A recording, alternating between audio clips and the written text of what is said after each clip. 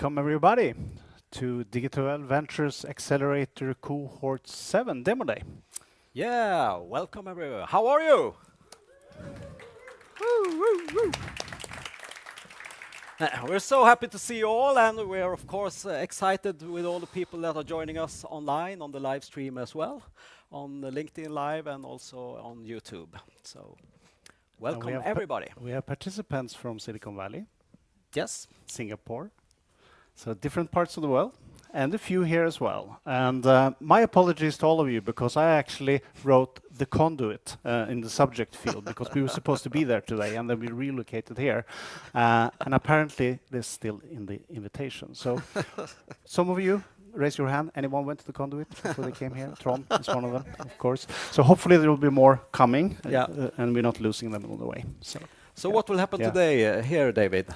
What will happen today? Today we have 10 companies from our Accelerator Cohort 7. Scandinavian companies, mostly from Sweden. One from Poland as well, which we think is very interesting. We've been working with this crowd now for 3 months, making them ready for scaling and investments.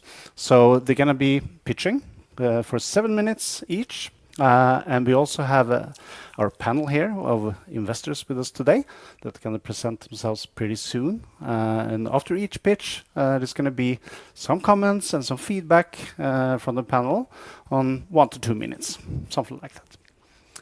Yes, and afterwards we will have an after party here for the ones who are here live, not for the streaming audience. They can have their own party.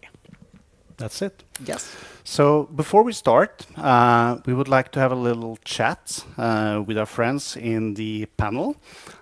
We would also like to have a quick chat with Jonas Matting, who's in charge of DigitalWell Arena, which is a Swedish initiative within the healthcare sector, especially technology. So I would like to welcome Jonas on stage, please. Good to see you. Or a microphone. No, I'm not having a microphone on because I've been walking to the conduit and back. It's another one. It's another one. All right, Jonas. So DigitalWell Arena, tell us about that. What is it? Well, we're trying to change the healthcare system in Sweden. So we are a national initiative, and we are doing 4 things. So 1, we're supporting initiatives like DigitalWell Ventures, other startup initiatives. And 2, we're supporting research in the area of digitalization and innovation and in healthcare. So, and then we have 2 more things. So we're trying to figure out what is stopping the healthcare sector to use more of your products and services in this room. And there are 2 things at the moment we're focusing on. Number 1 is procurement, and number 2 is quality criteria in the healthcare. Interesting. We're going to talk more about procurement later when we talk to the investors here. So if we look into the why, what's the reason, what's the main driver, the question for why are we even initiating the DigitalWell Arena? Why does it exist? Is it a big problem today? Well, I guess we need to get more how do you say, more out of the money we're putting into the sector. So there are not more people to hire, so we need to do something else to get a more effective healthcare system.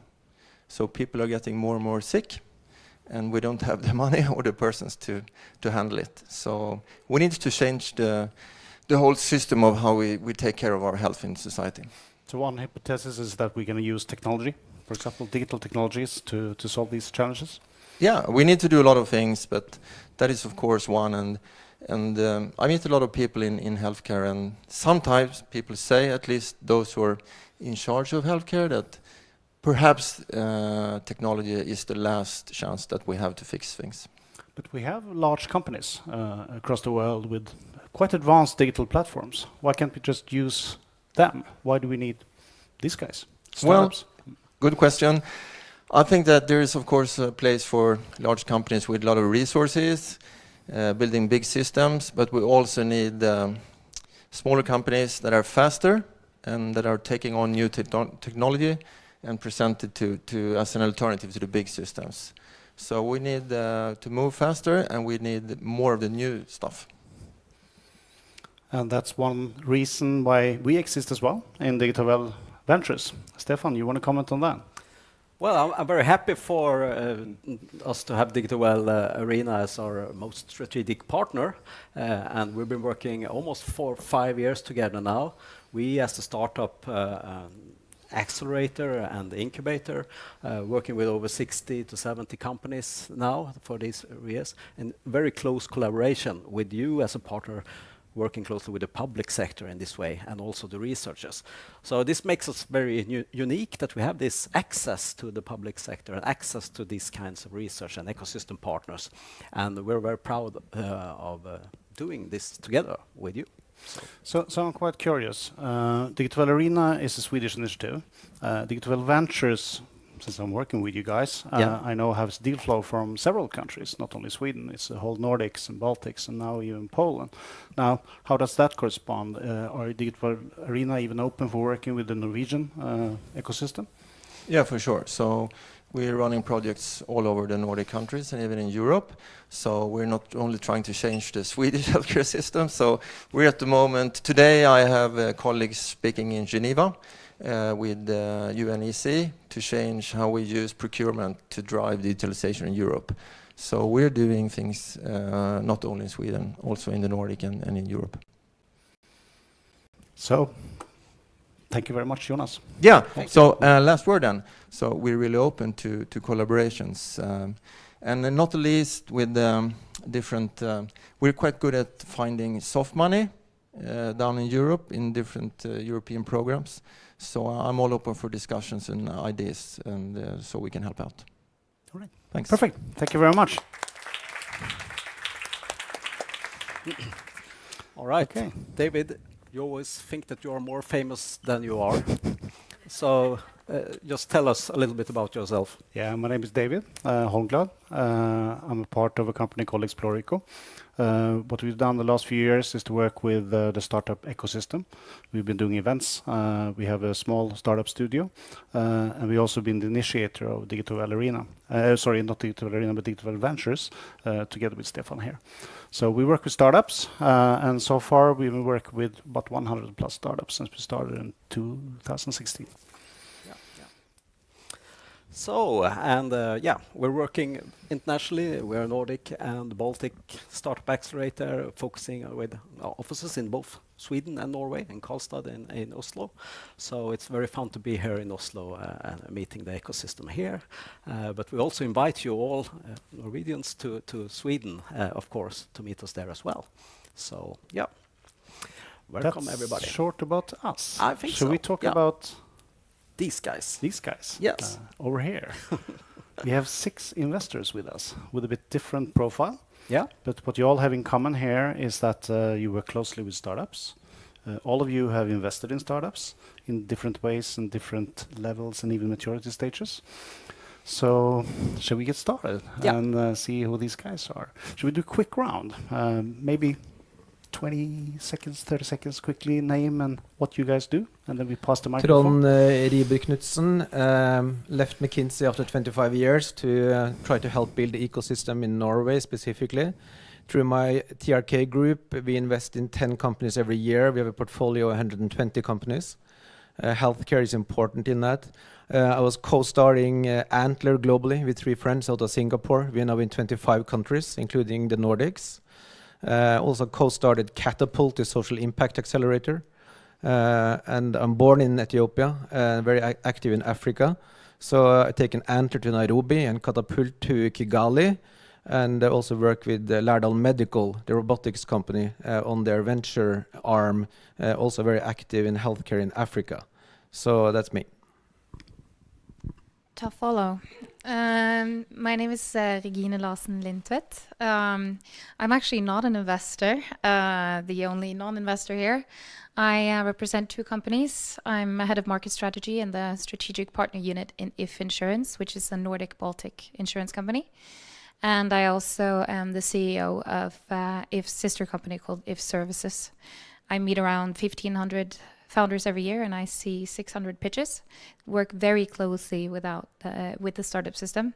Health is a predominant growth area for us. I'm Mark Willings, angel investor in startups from the Netherlands. And what I see a lot in startups, and what I'm going to be looking for today as well, is the passportability of startups. Can these startups also work in other regions? Because every region has different regulations, different market dynamics. And I think that's kind of keeping us from growing startups in the health space. Yeah, my name is Samuel Dennison. I'm from Örebro in Sweden. I've been working in the IT industry practically all my life, so I'm a tech guy. But for the last 5-6 years, I've been working as an angel investor and sort of specialize in early stage startups because I think I really like the early stage, and it's sort of more than dynamic, and it's more is happening. So that's me. My name is Michaela Berglund, and I'm the CEO of Feminvest. I've been running the company for 4 years. I purchased the company from a listed company 2 years ago because I wanted it to be fully owned by women before I scaled it. We have recently announced that we are raising a first fund to invest in companies that are at least 50% owned by women as the first fund in the Nordics. We are an Article 8 fund and a new Veka fund, and we see a lot of initiatives within health, and that this is a natural part of the ambition of women entrepreneurs. We are growing super fast, both our investor network and our entrepreneurs network across the Nordics. We actually have our best growth month this month since we started, both investors and entrepreneurs, so it's really exciting. The investor network is open for both men and women. So we want women entrepreneurs to get access to capital from all sorts of investors. My name is Steinar Svalesen. I'm a partner with Cyrus Corporate Finance. We are a Nordic brokerage house licensed by the Norwegian FSA. We do M&A transactions and funding transactions. We also launched an investment fund this summer, focusing on Nordic small cap listed companies. I've been an angel investor for more than 16 years as a hobby, been through more than 50 early stage investments. Thank you. Wow. So who should we start with? Yeah. Thrown you in trouble. I'll give the microphone back to you. So obviously, Trond, you have a chance to introduce yourself. I don't think you actually need an introduction for in Norway. I think everyone that works in the startup ecosystems, they know Trond because you are everywhere, and you've done quite a lot of investments. And I know that you've done something like 20 health tech related investments so far. So my question to you is, what's your experience with your health tech investments contra the other investments that you've done? Do you see difference in the results and development of those investments? Yeah. So I think connected to the question here, I do see that scaling is much more difficult and takes a lot more time than initially expected by the founders and the investors. It's a recurring challenge in health tech. Also connected to purchasing models in the public healthcare system. The fact that healthcare is not part of the Lisbon Treaty for EU, which means that every country can do what they want. And we're comparing that to a scalable US market, for example. It becomes difficult. So that's number one. I would say it's been discouraging when I compare to the 100 other investments in other areas. It's something we need to take serious, also from the public side. Then I think in health tech, perhaps I would divide it into three. I would say you have digital models that clearly are in many ways scalable, but you always have this kind of issue, should I go consumer and try to get paid? And the consumers have so many choices, so typically they don't like to pay. Or should I go B2B? Then you might end up having a public procurement process where you always have this buy versus build, where I have built something, but the public entity rather would like to have a consultancy build the same thing, We have 2 cases of that in Norway at the moment, which is very kind of high-profile cases, where the startups are not getting scaling to B2B. So digital is hard, not impossible. Then you have the med tech, where you have a device and you're going to do something for diagnostic, for example. In those cases, we typically see it takes 3 times longer time to get kind of to market, and is at least 3 times as expensive. That means that you're going through ups and downs through the funding cycle, and for investors, it's totally unattractive. It makes it totally unattractive. And then, you have thirdly, biotech, which basically is like Svenska Spel. So no investor have any clue, but even the companies have no clue. And you should know that that's really the case. We have a company called Ultimovacs in immunology here in Norway, where everyone thought that the feedback from the clinical trials would be positive. They went back to the lawyer here on Aker Brygge to open the envelope after the stock exchange closed. They all thought it would be positive, and it was devastating. So even after working for 10 years and being the world experts, no one has a clue. So that's biotech. So all of these 3 areas have their own difficulty, I would say. But overall, it's been discouraging, and we would like to do less in health tech. And I think that's quite interesting, actually, because if you recall a couple of years ago, we had this discussion on the business-to-government business model. Remember that? Yeah. And you met with some people from Sweden that were involved in procurement in the public sector, Yeah. and you actually gave them a wake-up call. And I can tell you that since then, they're still relating to that discussion. But it's a dichotomy. It's a difficulty, because on one side, Sweden and Norway is probably the places in the world where it's the easiest environment for doing business. Establishing a company in a digital way, it's all quick, it's all digital. We should be, we should incubate the world's leaders in serving government. There's no question about that. And there are some opportunities. On the other side, you have this issue that the government is not a very good purchaser of products from startups.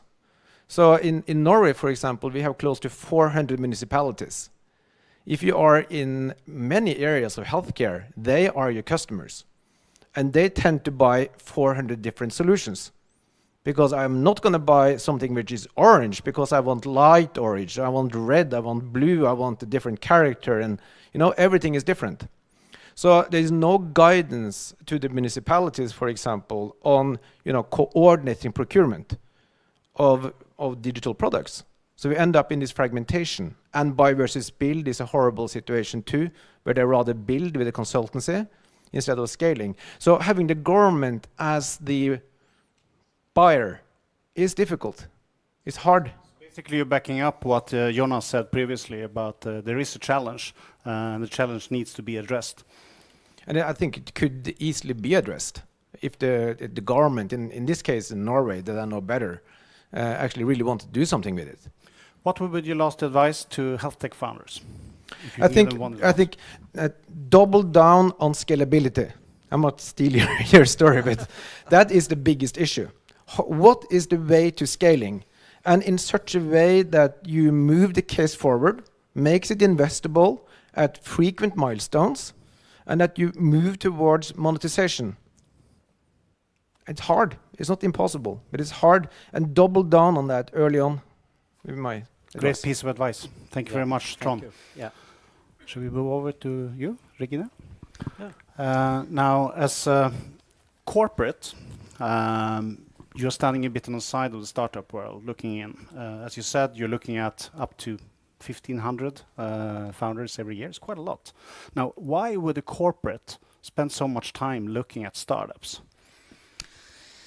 There are quite a lot of reasons. I think for an insurer, and especially within the health sector, we need solutions that don't exist at the moment. And I want to pour a glass of water onto the fire you just started.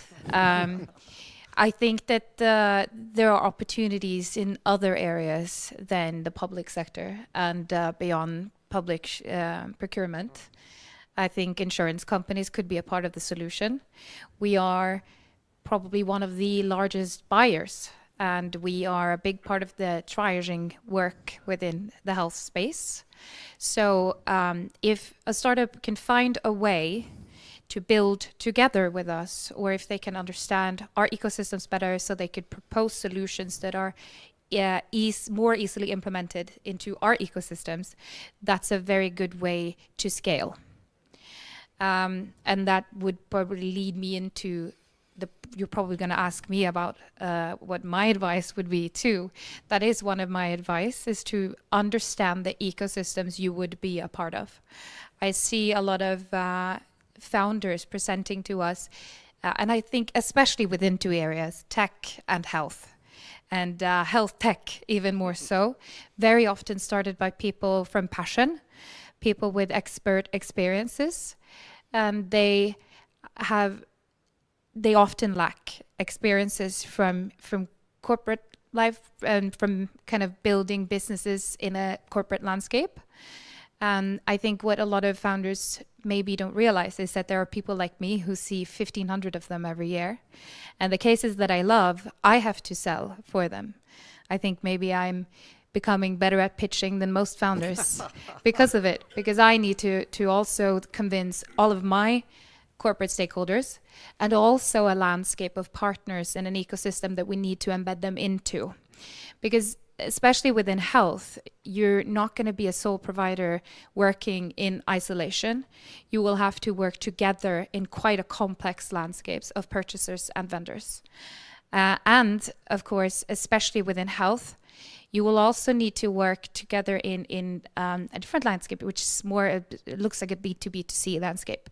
90% of health insurance in the Nordics, more in Sweden actually, is covered by employers. So then you have even one more layer before you meet your end customer. And you need to be able to understand that landscape so that you can also find ways of building business cases that's fit for it. And I think that's a place where founders need to learn more and able to help us who want to be enablers to help them. And I think the enabling factor there is quite interesting because I think that in the short term, I think a lot of startups will look at you as the investor. But although you don't have a fund, you have ways to find funding from the corporate. But really, the large value here is not necessarily money. It's what you can do as a corporate to integrate these solutions into your daily life in your corporate. Can you expand on that a bit? Yeah, I think there's a large group of corporations now who have gained a new understanding of the CVC space. I think for a while, a lot of us tried to establish our own funds and we gave it a good go. But I think that I like the expression red wine and Red Bull, because that's basically what mixing startups with corporations are. And there have been a lot of failed attempts of corporate venture and corporate venture capital. I think what we've discovered is that there's a lot to be gained from other types of investment, and we can be a growth partner. We have access to 8 million customers in the Nordics. We handle 2 million claims every single year. If you are able to be a part of that landscape somehow, we can massively scale a company. And that can be worth a lot more than a 10 million kroner initial investment from an angel. Not to discredit any of the things that you do. But I think founders need to realize that there are plenty of corporations that could also be an investor, but not in form of cash on the table on day one. All right, thank you very much. I think we're going to move on to Mark. Great reflections. Yeah, and Mark, you've been working with our startups, but also a lot of other startups within the go-to-market strategy and business modeling principles. I know you love this go-to-market thing, as you told us here. So why is that so important, do you think, from a startup perspective, but also from an investor perspective? Well, I can just build on what has been said before, of course, because the thing is that there are so many great ideas and so little actually make it to really become, let's say, scalable. And insurance, for example, is a great accelerator for your scaling. If you get the approval, then all of a sudden you have access to the whole insurance population behind it. And if you look at, let's say, the big successes across Europe, then almost all of them have had an insurance or let's say a healthcare payer acceleration model in it. So it's really important that you understand the landscape and you can actually work from it. And if you don't do it, you have such an uphill battle, because if you talk to medical professionals, they're all very knowledgeable, they know what they do, and they might, for very many different reasons, not like your solution, and you'll have an uphill battle selling it. And the same goes for communities. It's a really complex landscape, and I'm not even talking about adaption, because that's actually the end user using your stuff. So making sure you really understand what's going on in your landscape, where you make the difference, and to who it matters, that is so key in getting a good start. Yeah. So, and I'm just curious, since you work with so many countries in Europe, we see a lot of startups going to the UK right now and so on. Yeah. So what's your perspective of this, or going to the States or somewhere else? So what's your perspective of that? Well, I know people who actually started their career trying to sell to the NHS and finish their career going to pension, never having sold anything to the NHS. So it's really difficult to go into other countries. The good news is the problems we're facing here, as I've just understood, a lack of staff, an enormous amount, an almost epidemic increase of care need, is in the whole of Western Europe, everywhere the same. And we see more and more initiatives where actually every country has the same problem and tries to run the same programs doing exactly the same. How can technology substitute the lack of staffing that we'll evidently face? But it's not harmonized. That's the crazy thing. And the reason it's not harmonized is because regulations stand in the way, local market dynamics stand in the way. But it would be so much better also for our own initiatives that we do this. And that would also take away the high fragmentation of solutions that we see in every single country. And that makes it, I mean, I'm very passionate about health, because I've had a couple of good exits in the health industry. I'm sure I'm one of the few, but I'm lucky on that one. But at the same time, I know it's really hard, and I know we can do so much more if we just, improve, especially that go-to-market part. Sales is often forgotten. Most people that start startups in health are professionals, medical professionals with a passion. Yeah. All right. Yeah. Thank you Mark. very much. Yeah. Great stuff. We'll move over to Samuel. Yeah. I know that you're an angel, as you said, Samuel. You invested in a couple of companies, and when you and I discuss this, every time there's one thing that pops up, and you're always concerned about the value-building activities. You always talk about that. Spend more time building value. Now, what do you mean by that? Don't you think they do that, startups? Yeah, I mean, they of course they do, but I think at least in my experience, that is one of the hardest things to actually do, because I think you have to model your team, you have to model your activities with customers, your sales activities. You have to sort of view all of those things through a lens of, do this actually contribute to value? Does this build value each day, each week, each month? And I think that is, I mean, obviously there are other factors as well in building a startup and going from 0 to 1. But I mean, what I am seeing is that is the hardest thing to do, to actually focus on the value building and focus on the value creation. And in an early stage startup, you have to do it with your customers, with your users. You have to do it. And that is, I mean, it's hard. It's easy to get distracted. As a tech guy, it's easy to get distracted with tech and think that is the sort of the only thing that matters. Or it could be design, or it could be something else. But you have to focus on the value creation. And actually, I think that is one thing that actually the wave of AI tools and AI things actually could help really, because that makes it easy. I mean, used the right way, it makes it easy to focus on the value and finding the value and showing the customer. I mean, I have this idea of an UI or a digital solution. This is how it could work. and I mean, and prototype and iterate. So I think that is, yeah. And talking about that, we know that team is a very important thing for you as for many investors. Yeah, of but course. I know what do you think about having an internal tech person in-house and so on? What's your thoughts on that? Or should you give it to someone else?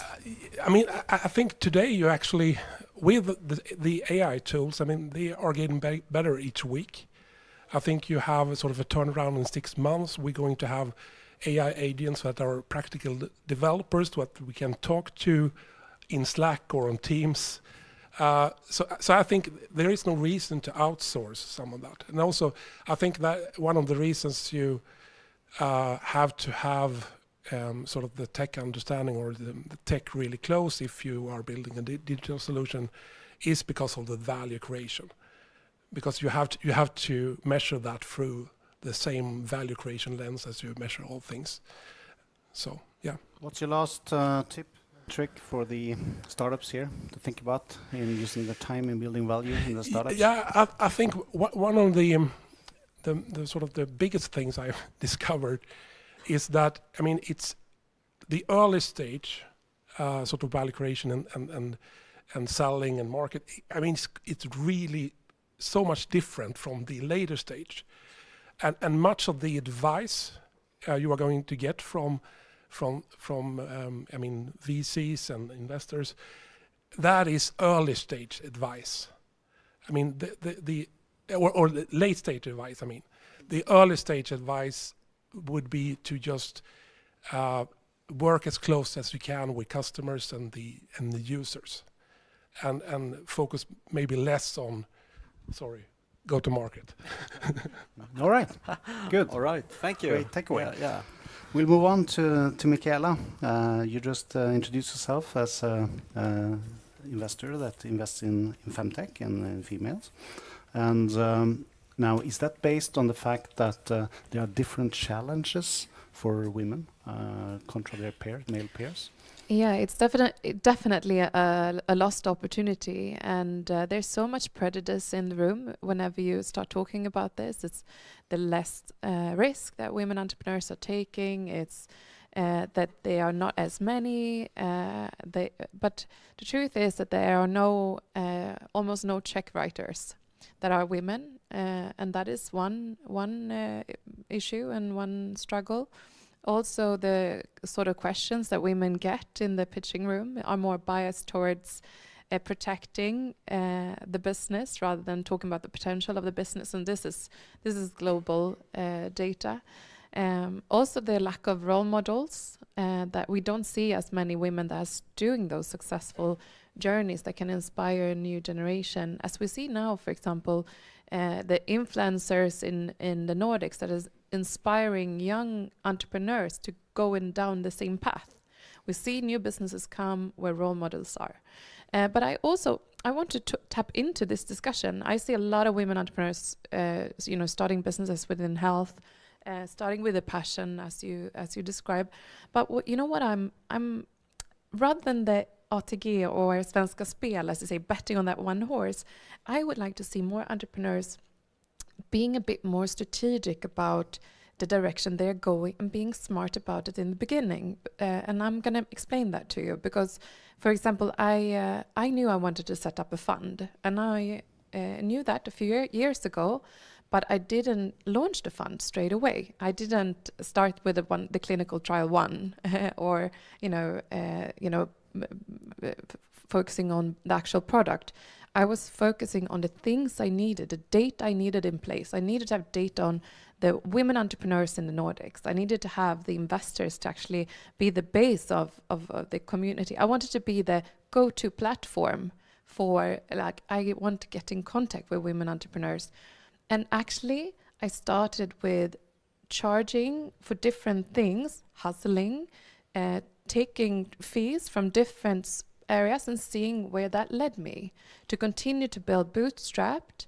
But that also led me to a place where I could finance the start of my business. I know now what I'm not going to focus on because I've I've got the data. Yes, it takes a lot more energy from a small organization in the beginning. It takes a lot from the founder, and it's not easier, it's more difficult, but it buys you a lot of both time, money, and freedom. And I think within the wellness segment, I would definitely want to see more of that.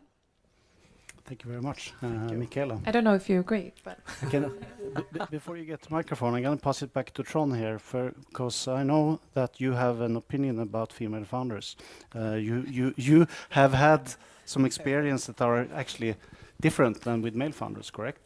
Well, first of all, I think it's important that out of the 120 companies we have invested into, 38 have a female key founder. And I think it might be that we never thought about the gender as such being a key characteristic.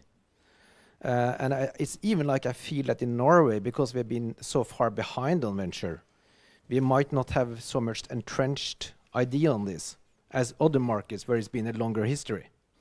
So when I look at the last 4 weeks in Norway, it's women entrepreneurs who have raised a lot of money. Like yesterday, Janne Aas-Jacobsen and Consigli called me and said she closed her 80 million NOK round in 2 days. And that's in construction, in structural engineering. Very male dominant. So that's my first observation, is that sitting here and investing, these kind of 2% going into female and so forth doesn't resonate in Norway at all. Secondly, if you're a good investor, being contrarian is where you make money. So if you do the same as everybody else, you don't find the diamonds. So I always thought that if people don't invest into female founders, it's even a bigger opportunity. And I think that's proven to be the case because we now have track record in looking at returns and so forth, and female entrepreneurs have far basically surpassed our general population. So they're doing phenomenal. And there is no indication of not being ambitious, not taking risk, not wanting to have a huge impact at all. So that's been kind of the key insight, that it's a contrarian opportunity. Then, of course, in venture capital, I also learned something, which is that you cannot totally be on your own, because venture capital is such that you're always a minority investor. And you never have enough capital. So you need to attract other people into the case. So a lot of my role has been to be contrarian in the beginning and then convince other investors to invest. So that's why I have been working so closely with these female founders. And I think in Norway it's been seen as if I'm a very big supporter of female founders. And I am. But I do think that female founders need that type of peers and mentors to help to convince the investor community, also internationally and so forth, about the opportunity. Thank you, Trond. So, yeah. Thank you. Great reflections. Thanks. All right, Steinar. We'll have a last chat with you before we move on to the startup pitches. And you and I also discussed what drives value in startups and what you're looking for in startups. And an easy thing to say is I'm looking for traction. Everyone's looking for traction, right? And especially when you look at early stage companies that are even pre-revenue, how do you measure tractions? In revenue cases, you could go month-on-month growth. You can look at sales and all this kind of stuff. But how do you look at traction in pre-revenue cases?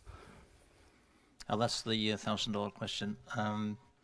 I think first of all, I'd like to comment on what's been said in the panel, because the typical startup that I meet, they are going through the various stages. They know that one stage is called product market fit. I need to find my product market fit. And that's a notion that I really don't believe in, because you need to ask the different question. You need to ask, how can I get market product fit? How can I know my market, where to operate? Who are the buyers? What are the procurement processes? What's the value chain? Who's paying whom for what service? And I think many startups, they start with the functionality and they try to push that functionality onto someone who's unprepared or unwilling to pay or whatever. You need to understand the processes on the other end, like you said. How can I make this easier to procure? So I would like to state that you should really start to prove traction with not product innovation, but process innovation and process traction. Prove that you can solve something which might be a very small problem, but for many of your target customers and get on board and learn how to, build value from there.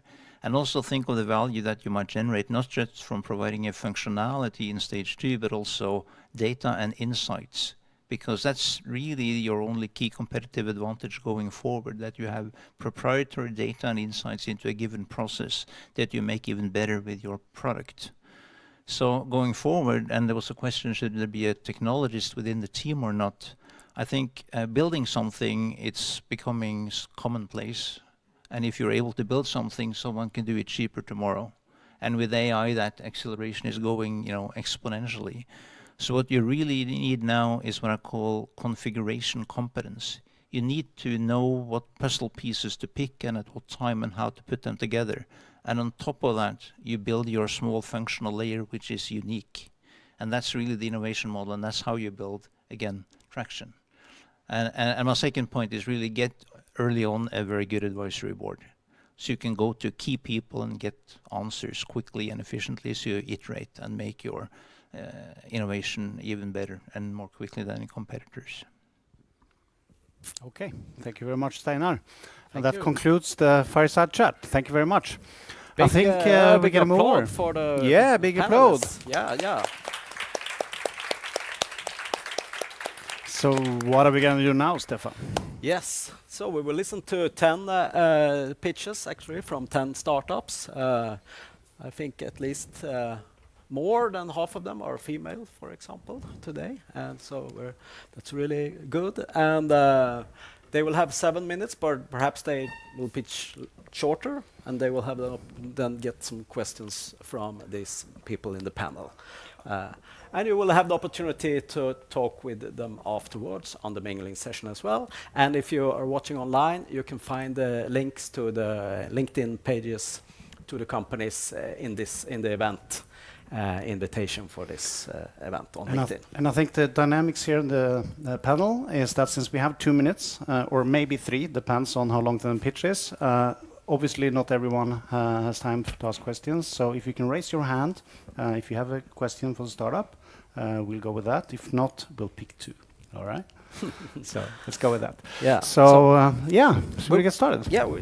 And we will start with a startup that is issuing a very important future health issue for many people that we all can relate to. So Indeed so. Yeah. And we would like to welcome Sandra from Cognos in Stockholm. Welcome, Sandra.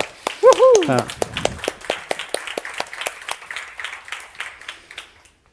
There you are. Welcome. Hi, everyone. Great to be here. I'll get started right away. So 1 out of 3 of us are going to be affected by dementia. For me, this is already personal.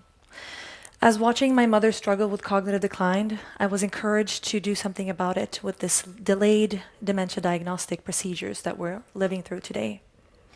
I'm Sandra Shalma, CEO of Cognos Medical Solutions, and I'm here to introduce Cognos, our dementia screening tool utilizing machine learning technology for early detection. So let me start with some numbers here. 55 million people are diagnosed today with dementia, they say, and this is expected to triple by the year 2050. Yet, we don't have any treatments available for patients at early stages to prevent disease, the disease development. So why is this? If you boil it down to the core of the problem, there's no treatment available for early dementia prevention. Healthcare providers don't screen early enough. They don't have resources because there's no treatment. So if you look into the pharmaceutical industry and the ones developing this disease-modifying treatments, they're also struggling with early identification of patients. No one goes to the doctor and says, I think I'm going to get dementia in 5-10 years, but these are the patients that we need to find and stratify into the cohorts of the trials. Today, they spend over 20 billion euros just on the patient recruitment process for trials. That spans over 3 years just for the recruitment phase. This delays treatment developments, and still we don't have any treatments on the market as a result. So now, boiling it down to why early detection is critical, dementia develops over the span of 20 years. from precognitive symptoms to cognitive decline, resulting in serious brain injuries or brain disease. Sorry, just going to do that. Such as dementia, stroke, or other kind of brain injuries. But early detection will also lead to early intervention. So if we do detect it early enough, then we can actually reduce the decline and make it more aligned with normal aging processes. However, today's current screening methods detect it way too late. So we need to create a more accessible platform for early stage screening. So Cognis, we have developed a technology utilizing machine learning and computer vision to assess digital biomarkers, we call them, in facial features. Our pilot study showed promising results, and as we increase our data sets, we expect to come above accuracy levels above gold standards today at 77%. We have our EPO patent granted earlier this year, and we have a UPSTO pending and also another EPO pending. So we're very excited about that.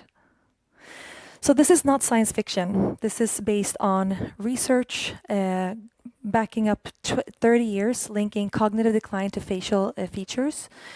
And we're now utilizing this technology, with the emerging technology, we're utilizing this literature and research improvements showing the correlation in facial features with cognitive decline in our machine learning model. So we're aiming to streamline the stratification of patients, and by doing so, we need to integrate seamlessly into clinical workflows. So by adding our platform into the existing systems that they use today in clinical settings, we can access real-time data from patients into the clinical settings by this remote screening option. So integrating it to the healthcare systems or clinical trial settings, enabling users to scan and share their data in real time is the goal here.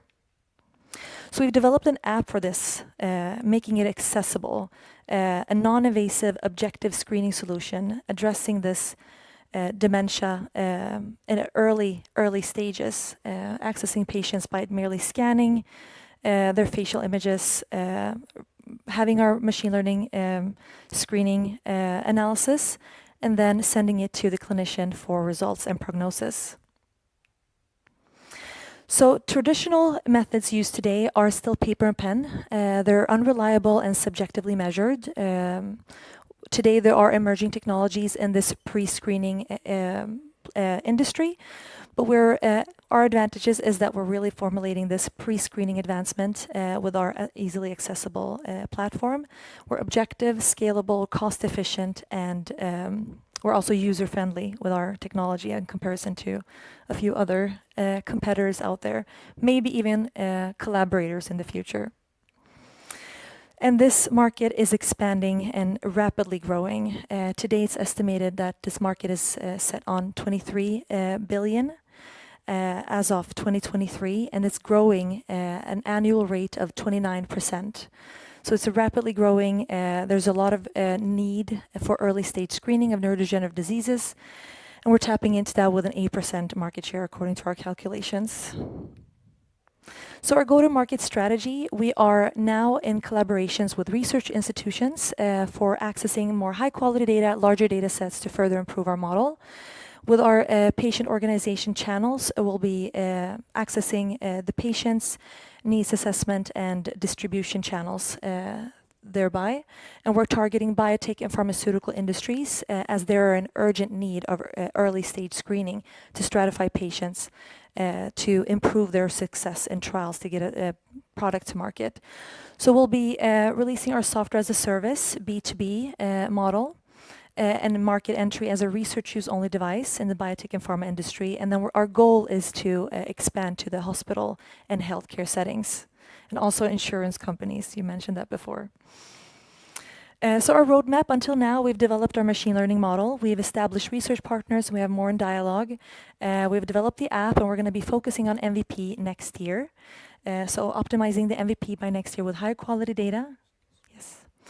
And launch as a research use only in pharma industry as we move forward with FDA approval.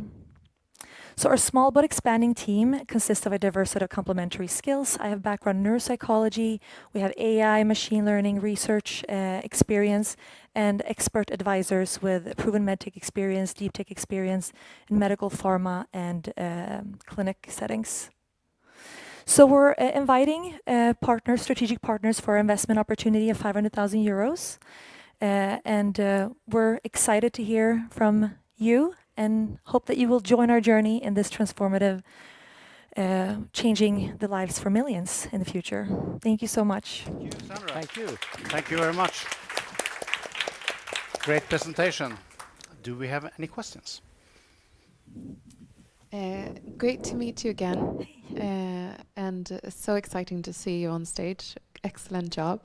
I'm so curious to hear about what the data is showing that you've come across so far. Great question. So we accessed facial images of patients who had been diagnosed. We extracted manually pixelated indicators of dementia, and we trained our model with those pixels. And also with healthy controls in our subject pool. So we have a machine learning model showing certain areas of the face that are more correlated to dementia patients, but with using computer vision to extract those. Questions? Mark? Yeah, I would love to understand a little bit better how much dementia, in this case, costs to society. So how big is the problem that you're solving, so to speak? Great question. Today, a global economy toll are estimated at 300 billion yearly. It's fascinating, and congratulations on pushing this forward. I think just a couple of things. There are quite a few companies I meet that wants to use the iPhone for diagnostics into professional diagnostic. That gap from using the iPhone to professional diagnostic has proven very difficult for most companies. So what's the magic in what you're doing that makes it viable? It will be done with an iPhone and not with a professional camera, for example. That's number one. Number two, connected to that, you had the page with a lot of logos, research entities, pharmaceutical companies, and so forth. I think every investor will look for what is the quality of your ongoing dialogues. My question is, are you really having dialogues with all of those logos, which is amazing? Or are you in dialogue with one or two of them, and which ones, and what are they saying? Thank you. Right. Great questions. Great questions. So to answer your first question, we're going to be implementing our platform into the EHR's, so electronic health record system. So that will be a web-based software service that will provide for insights and data reporting. The app will be distributed to patients with a code through their systems for the data capture. Our machine learning model and our results will be then integrated into the healthcare system. So we've kind of going around that, so we're not really using the app from the for the clinics, but we're using the app as a data transfer system through our clouds. Hope that answered your first question. We can go into that a little bit more. And to answer your second question, the research partners and the patient organizations as channels, them we're in contact with. So with the research partners, we're now collaborating for clinical data collection, starting next year, which is going to be very exciting. We're going to get high quality data. And the target customers in the pharma and biotech industry, we're in touch with a few of them, but not all of them that we showed. Those are the target customers. But Biogen, for example, we're in dialogue with. Okay, thank you. Thank you, Sana. I have a feeling you're going to continue this discussion later on. All right, Stefan. All right. Who's the next company up? Our startups in this cohort are really solving difficult and different societal challenges, definitely.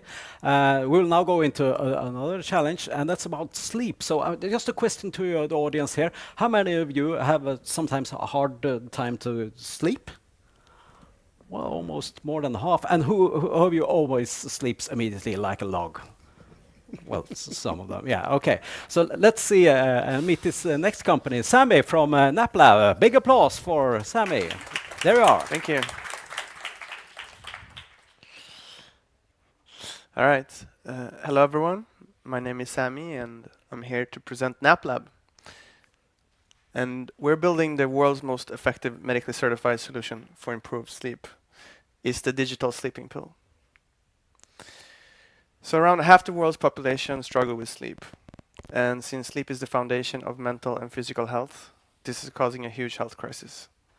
It's also causing significant financial and educational loss in society. Unfortunately, there's no safe and effective treatment for insomnia today. You have therapy, which is ineffective, and you have medication, which is harmful. As someone who became addicted to sleeping pills, I know how dangerous they can be. They destroyed my natural ability to sleep, and I started struggling with anxiety, and eventually I completely burned out.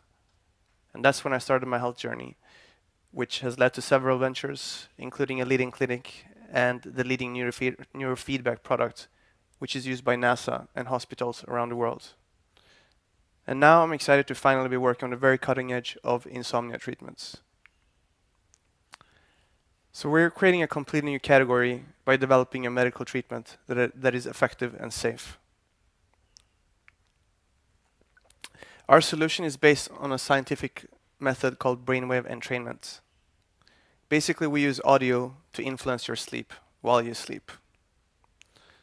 And this method is backed by over 30 studies and proven to be more than 300% more effective than existing treatments. Since sleep is a dynamic process, the key to stimulating sleep is delivering the right sound at the right time. By leveraging wearables, we're able to analyze your sleep in real time to provide the right stimulation at the right time. Our soon-to-be medically certified app will help you fall asleep and optimize every stage of your sleep. I don't know if... Kan man aktivera den?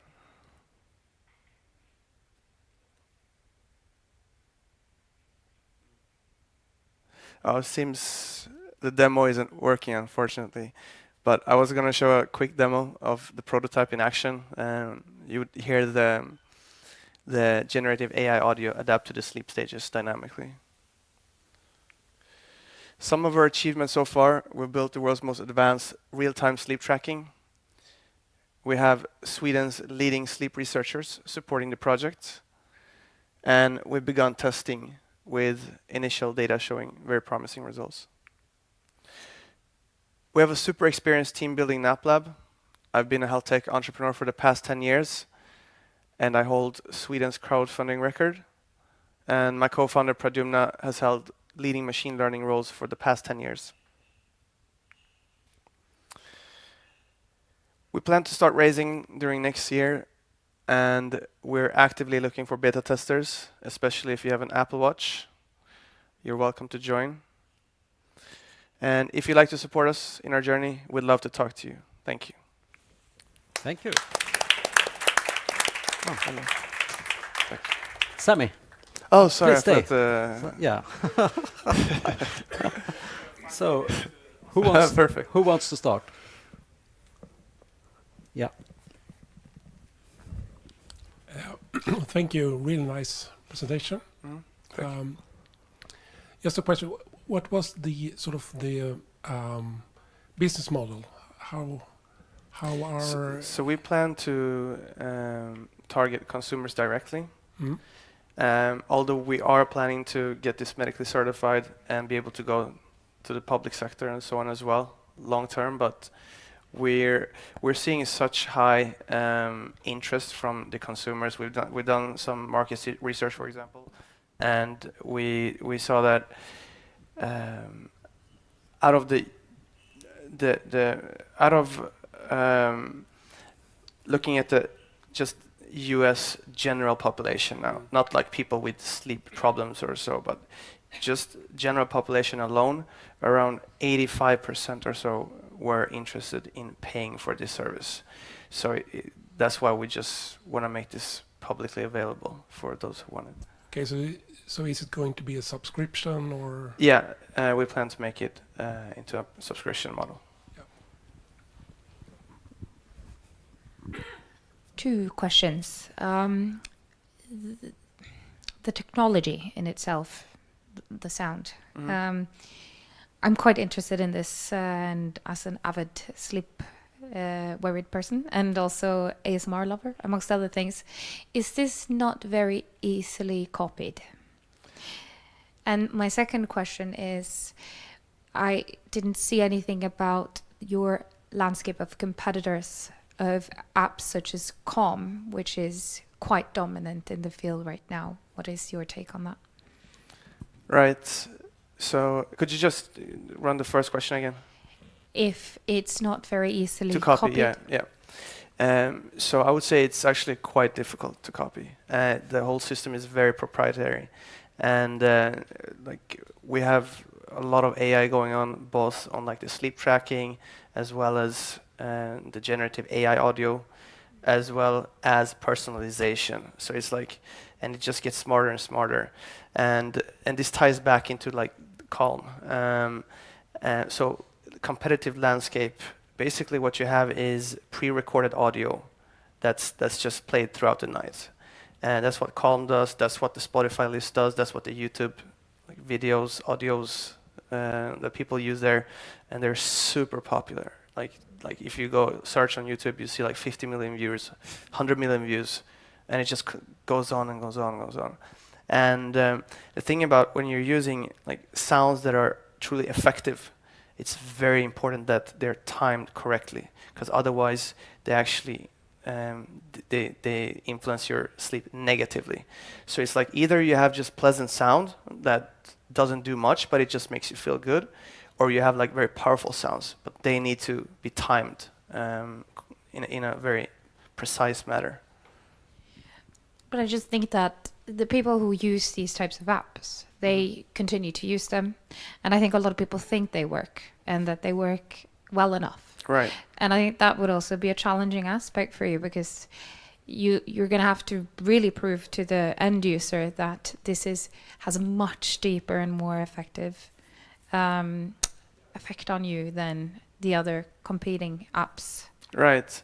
Well, honestly, like what we see is we see such strong interest in what we're doing, and I think it's like as soon as you understand that like the fact that sleep is a dynamic process and you need to have the right sound at the right time, and we're providing that, it just makes a very kind of natural progression to this direction. So I think as long you just hear it once, and at least you kind of at least willing to try it, especially if you're already using it. Like there's so many people sleeping with sounds today, whether that's podcasts or these audios that are like adapted for sleep specifically and so on.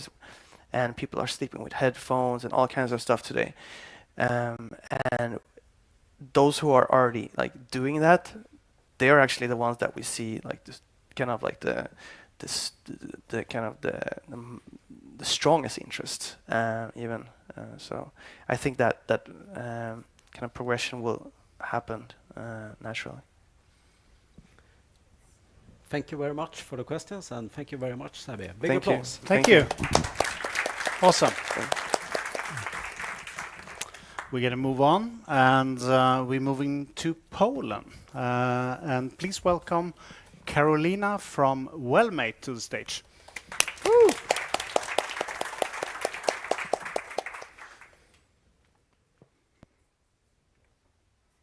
Hello mates, my name is Karolina and I'm the co-founder of Wellmate, health assistant in a mobile app. I know exactly what you're thinking right now. Oh my god, another fitness app. It makes sense to think that because in the marketplaces there are 350,000 mobile health apps.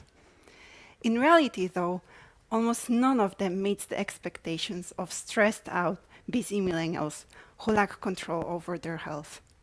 We decided to change that. Millennials grew up in an era where media constantly body shamed celebrities, setting impossible beauty standards, and it considered women, but also men. This taught them to equate self-worth with appearance, leaving many with long-lasting insecurities. The pop culture taught millennials that heroin chic is the perfect aesthetic when they were just kids. and it gets better nowadays, but the pressure still exists, especially with heavily edited photos and beauty filters on Instagram and TikTok. This is one of the main causes why so many millennials struggle so much with body image and as a result put a lot of pressure on their health. Let's imagine Lucy. She wants to take control over her health. She sets unrealistically high standards, like clean diets and crazy workout plans. And here is where the vicious circle begins. Lucy overworks to achieve her dreams, to achieve her plans, but she inevitably falls short. Then, to fix the failure, as she calls it, she sets even stricter rules and pushes through fatigue. The burnout happens again, and the circle goes on and on. Wellmate was created to help Lucy break the circle and manage her health without restrictions. And the assistant in the app will actually detect any anomalies in Lucy's well-being and prevent her from having another burnout. And let me show you how we do that. First, Lucy has to take a picture of her meal or record an activity, and that's all. No need for scanning the codes or putting the numbers in the app. Wellmate performs all of the analysis and then puts it in the diary.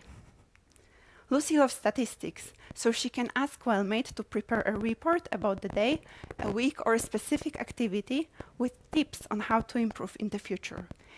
Most importantly, though, the machine learning algorithm in Wellmate can detect any anomalies, any worrying signals in Lucy's well-being, and prevent her from having another burnout or a physical injury that might come from overtraining. And if Lucy has still more questions, she can ask the AI assistant or in the community, because who doesn't need a human connection in this digitalized world? Going back to other statistics, to other apps, statistics are terrible. 60% of the users abandon their apps within the first 24 hours, the health apps. And this is most due to the fact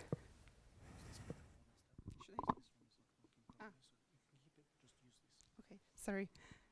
Is this one? Yeah. 60% of the users abandon their fitness apps within the first 24 hours, and it doesn't stop there. And this is most due to the fact that fitness apps don't meet the expectations of the users. Our goal is to significantly reduce this number by showing our users that living a healthy lifestyle can be balanced, enjoyable, and non-restrictive, and be their body rather than just an app. So we find Wellmate.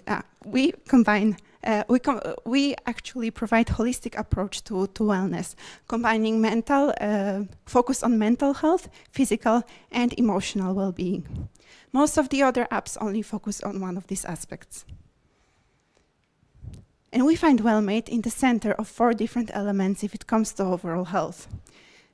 And to be the app that users actually want to use, we take the best features that are known to users, make them even better and more balanced, and combine them into one product. Combination is the power.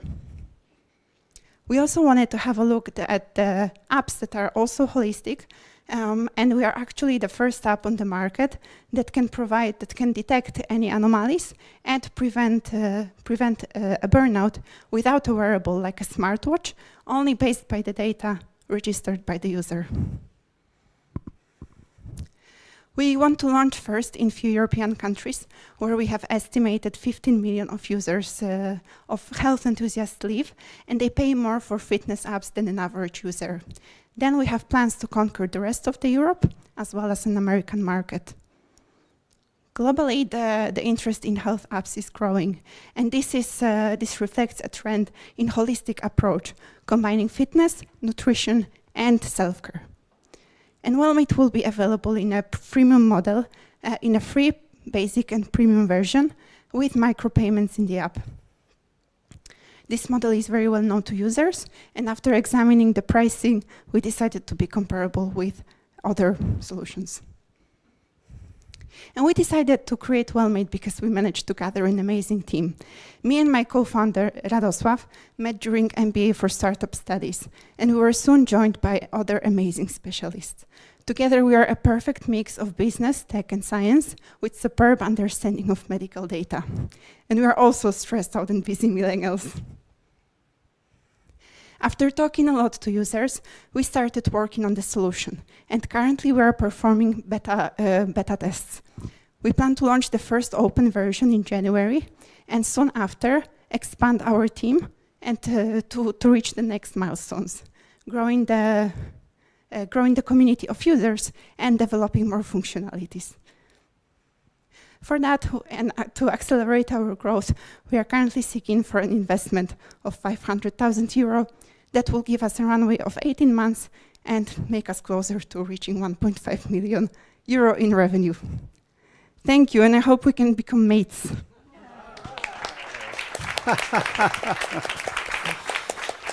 Thank you so much, Carolina. Thank you. I think Michaela wants to start here.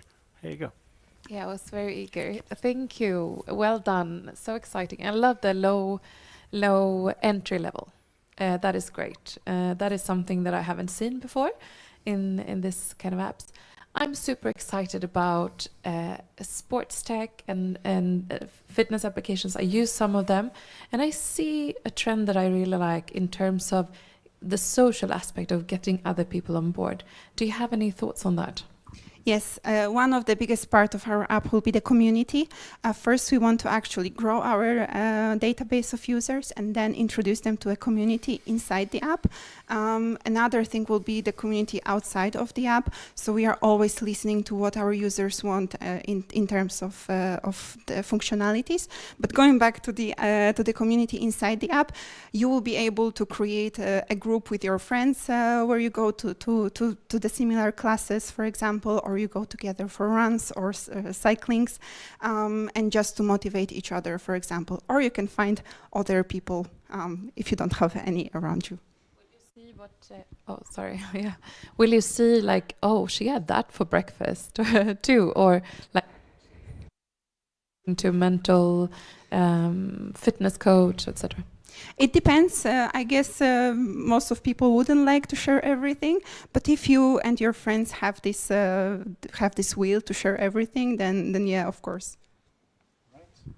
Someone, please go ahead. Yeah, I'm just curious about the sort of AI models you are using. Are you using your own, or are you using some? Currently, we are using open models because we are just kind of starting, but we have a plan to create our own models. I'm a data scientist with 10 years of experience in medical data, so that's why the idea came from as well, because we see that a lot of apps, they take a lot of data, but they don't do much with it, and we want to change that. Right, so you on your roadmap you have sort of your own model that's the holistic approach to. Yes. Yeah. Okay, interesting, really interesting. Thank you. Trond, you want to take the last question? This is super exciting and at the same time a bit challenging. Yes. So you have the 350,000 apps out there. So as an investor, I think my question would be, I didn't fully see a granular picture on how you keep the customer acquisition cost low through doing something really smart. It cannot be buying Google ads or ads on Facebook. There's no arbitrage in that anymore in this category. So what is the smart way of getting there? How do you get this kind of social, dynamic going to keep CAC low? And what are the strategies you expect to keep people on the app? Because this is the type of thing that typically is big in January, small in February, and not existent in December. So those are kind of challenges any investor would look at. And it's cracking that makes this viable. Yes, so we understand that in this area, users actually try apps very quickly, and as you saw, they abandon them very quickly. So the challenge is not to actually get new users, is to keep them in the app. So we want to be the app that the developers, as developers of the solution, want to listen to people, to understand what are their needs, and to actually hook them on the app by showing them that the data that they register is used for them, that they get really great insights, they get really great inputs. They have the input, but they have great outputs.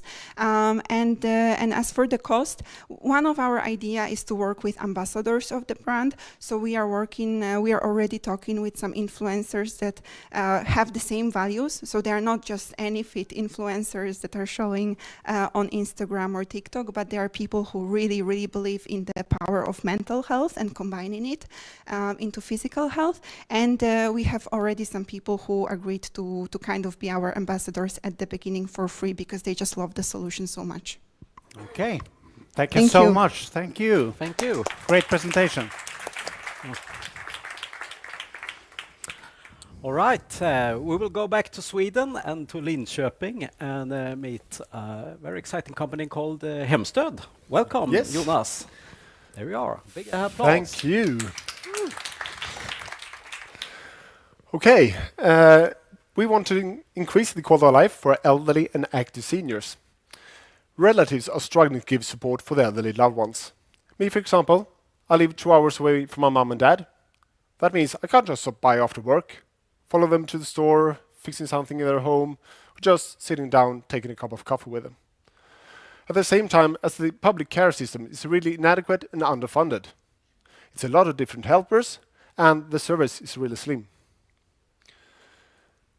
And it's a huge problem today, but it's only getting worse, and fast.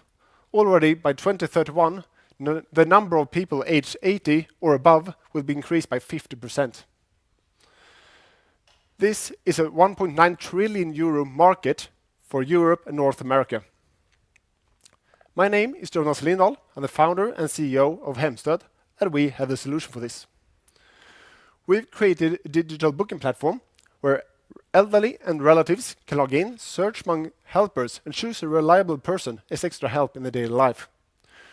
This means that the customer can choose themselves who they want to get help from. It's always the same person, and it's actually also cheaper than the public care. So the service can be most things needed in the daily life, a reliable person, and So the business model is pretty similar to Airbnb and Uber, but to increase the quality of life for elderly and complement the public care. We'll focus on Sweden as our first market, and it's a huge one, that as well. It's a 4 billion euro market. We bootstrapped the journey this far to get us where we are now. Now we're ready to scale. We've helped over 60 elderly, and a lot of them continuously as well, to gather the data that shows great KPIs. We have great unit economics. We have hundreds of helpers in more than 170 cities nationwide, and a great team. Now we are ready to scale. So the business model is pretty simple. We charge the customers by the hour, and we pay the helpers by the hour. And before the helpers get into the system, we have a quality check on them. And some of our key metrics is we can see that during a customer lifetime, we earn 1,000 euros per customer in profit. Going a bit deeper into the unit economics, we are billing average 205 euros per customer every month. In Sweden, there are tax reduction. That means the customer only needs to pay half. We get the rest from the tax authorities within a couple of days. Of course, on the cost side, of course, taxes. We get paid salaries to the helpers, but our contribution margin is over 50%. And from our data, we can see that with volumes, we can have a profit margin on the bottom line of the company between 30 and 40%. Looking at our development, we can see a clear correlation between our marketing spending and our market development. So that's what we want to do now. We want to put more gas on the marketing and increase faster. To do that, we have an experienced team. Me, for example, I've been developing companies for 15 years. Different kind, entrepreneur, CEO, and product manager. We have Björn Vassell, that's been developing several companies as well for about 40 years. Made successful exits as well. We have Armin Memic, that's been a global manager for Klarna and PriceRunner's Google accounts. We have Rushita Moon, that's marketing strategy expert, worked with startups for 10 years. Emmanuel Gaspar, system developer. Cici Binglöv is our elderly care expert with a long experience of managing that. And Helena Strikholm, that's our customer manager, customer support, and she also takes care of the elderly that can't do this themselves. So on the market, we have a unique position. We are the only ones using a digital platform that gives the customer the possibility to choose themselves who they want to get help from, but at the same time as it lowers our cost and administration. We can also be available nationwide without the need of local offices. So looking forward, we're now asking for 500,000 euros. This can be divided into 2 steps. Step 1 is we will show bigger scalability in 3 cities. Step 2 is that we will reach profitability, marketing excluded. That's after 14 months. At that point, we're ready for a second round. That will give us to a really profitable company. And in 5 years, we will have a revenue of 35 million euros and profit about 10. But that's only on the Swedish market. Of course, this problem is huge everywhere. So, we want to expand international as well. So, we ask for 500,000 euros, mainly be used to both marketing, data-driven, both digital and traditional marketing, as well as staff related to marketing and sales. Sorry. I can do it. Yeah, great. So at the moment, we have one investor that has said yes, and one long-going discussions with other investors as well. So now, come along, contact me, and create joy of life. Thank you. Thank you. Thank you.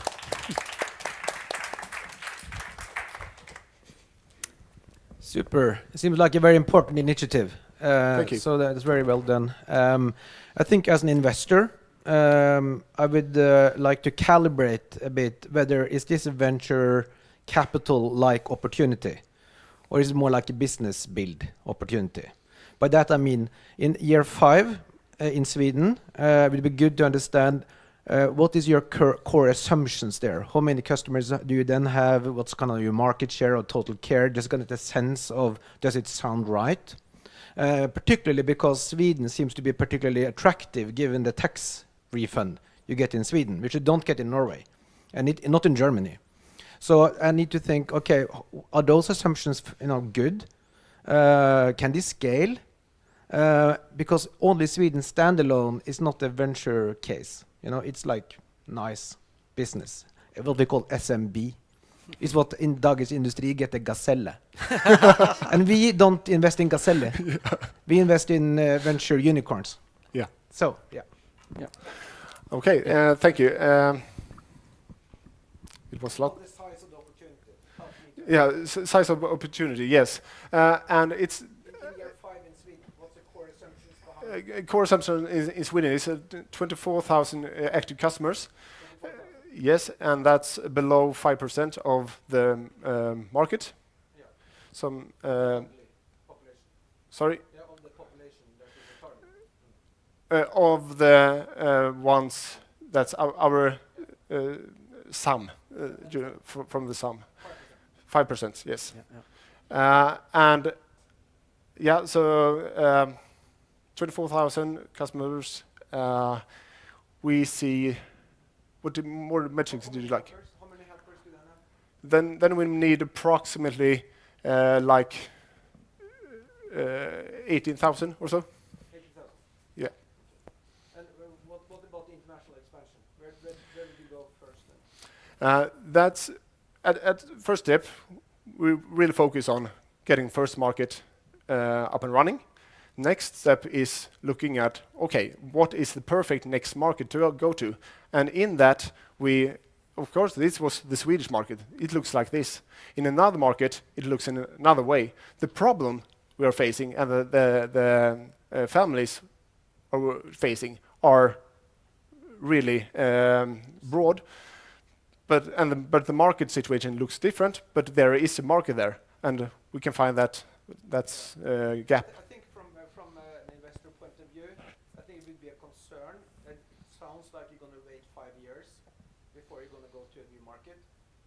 And why would the opportunity still be there?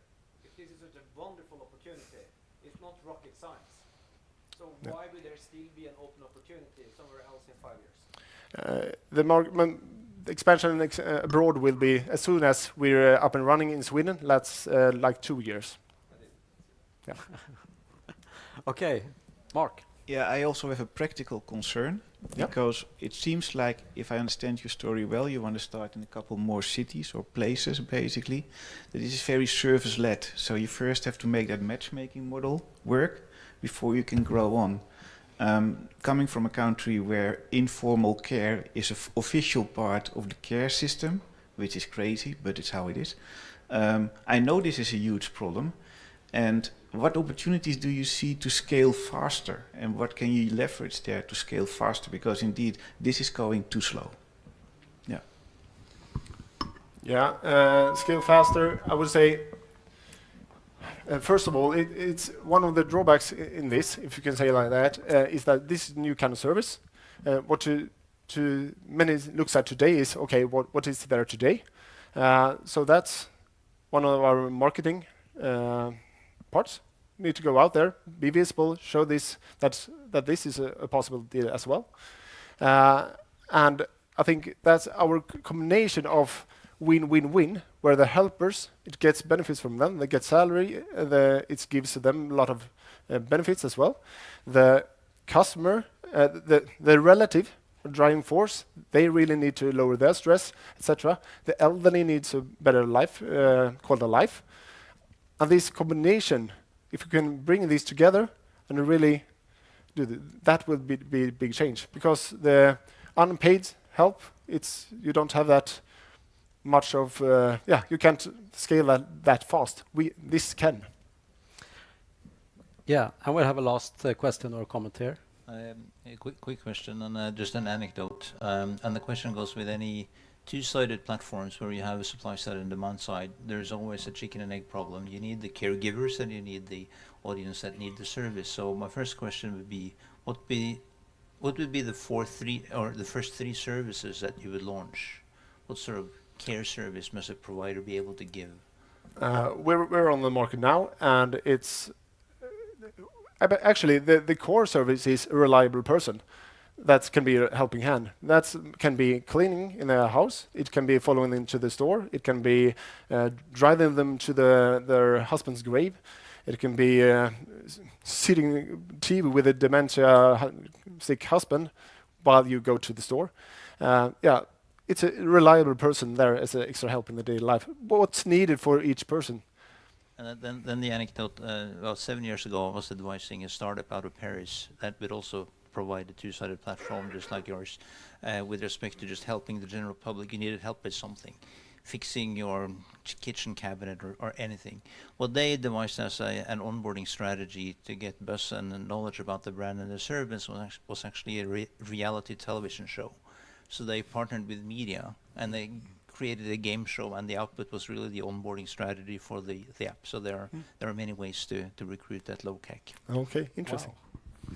Cool, cool inspiration. Yeah, something to talk more about later. Yeah, thank you very much, Jonas and the panel. Thank you very much, Jonas. We're going to stay in Sweden. We're moving down south to Lund. And we're going to welcome Ingela from Fystech. Welcome, Ingela. Thank you very much. Hello, everyone. I'm going to present... Det är lite konstigt ljud. Det ekar. Okay. Hello, everyone. I'm going to present Scandinavian FISTech, and my name is Ingela Schelin, and I'm the CEO and founder of FISTech. And our mission is to enable the patient ownership of postoperative recovery because it matters.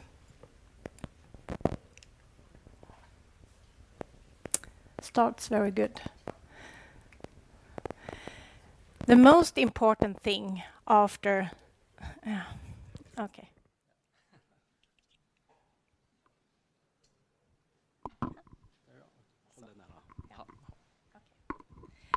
The most important thing after surgery or medical intervention is to start with your rehabilitation as soon as possible. But the problem is that it looks like this at hospitals or care places many times. And it's because of lack of resources or, as you can see, the patient isn't enabled to participate or engage in their own care. I started to work on this problem already in 2009. And that was on the request of the manager of the ward. And I started with a piece of paper and tried to engage patient and staff after surgery, but it didn't work at all. So, in frustration, I went to the shop and bought a board, and I added pictures, and I developed a gamified, simple model based on scientific methods. And I tried it on the patients at the ward, and it worked. So I continued to refine it, and Karolinska Institute, they started to get interested in it and started to do research on it. And this has ended up in digitalization. And now, 2024, we have launched our latest version of our digital product, Pedatim. Karolinska Institute has up until now published 5 independent papers. And the results show that by using this method, you can decrease the length of stay at hospital by 15%. And that is 1 day a week shorter care time. And this is due to increased physical activity by 300% and increased engagement and motivation by both patient and staff.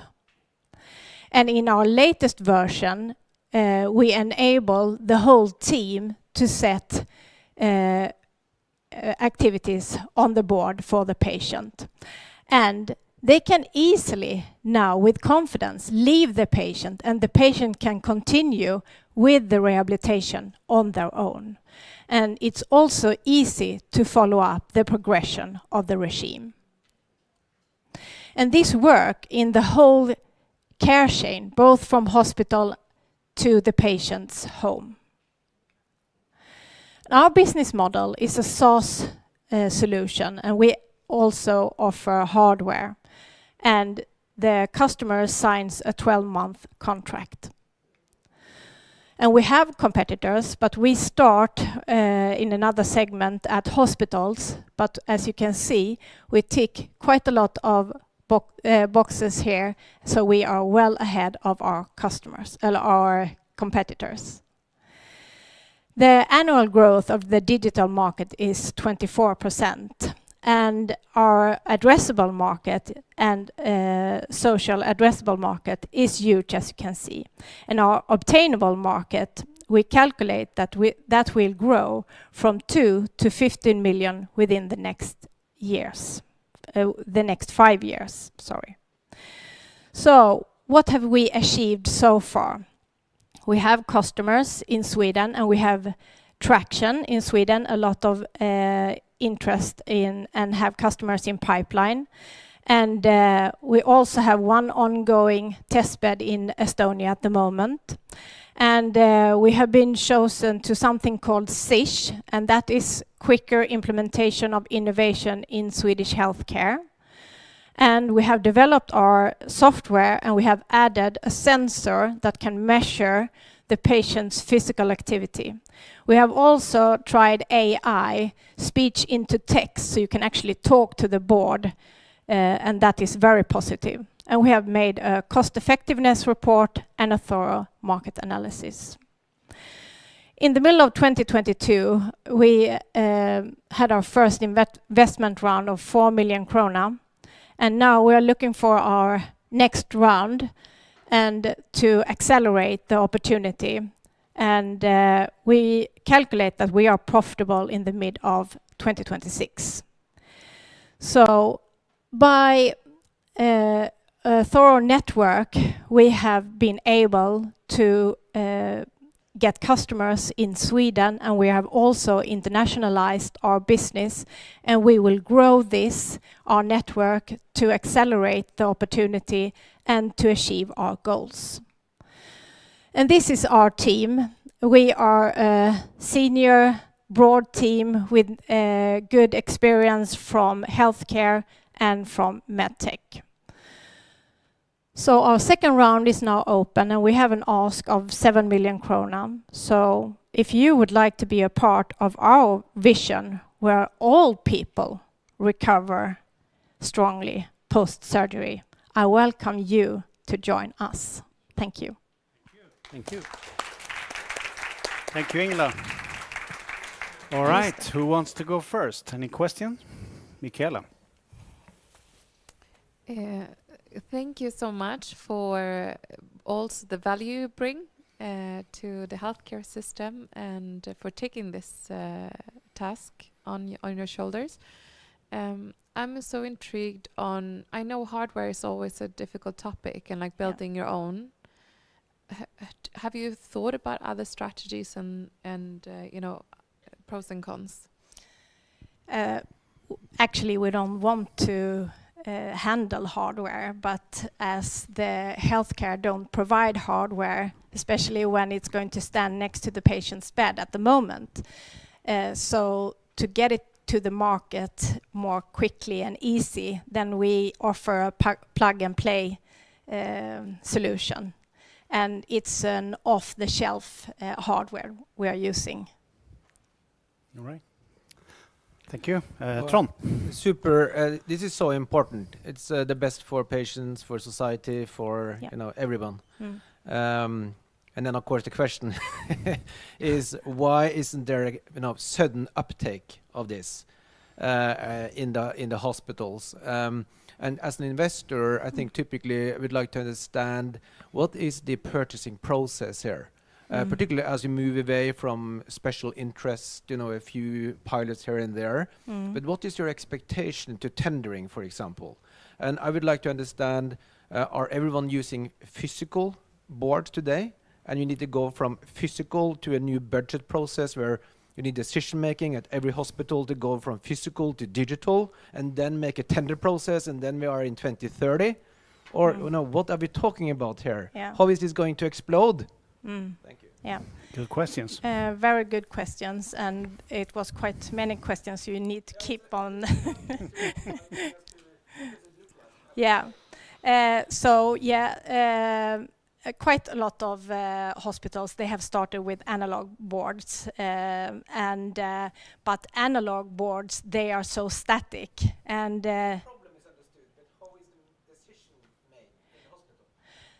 to actually use the digital boards, and what we can do now is they can direct purchase under 700,000 Swedish krona. They can purchase the product yearly. Yes. They get. I can't calculate that now. I'm sorry.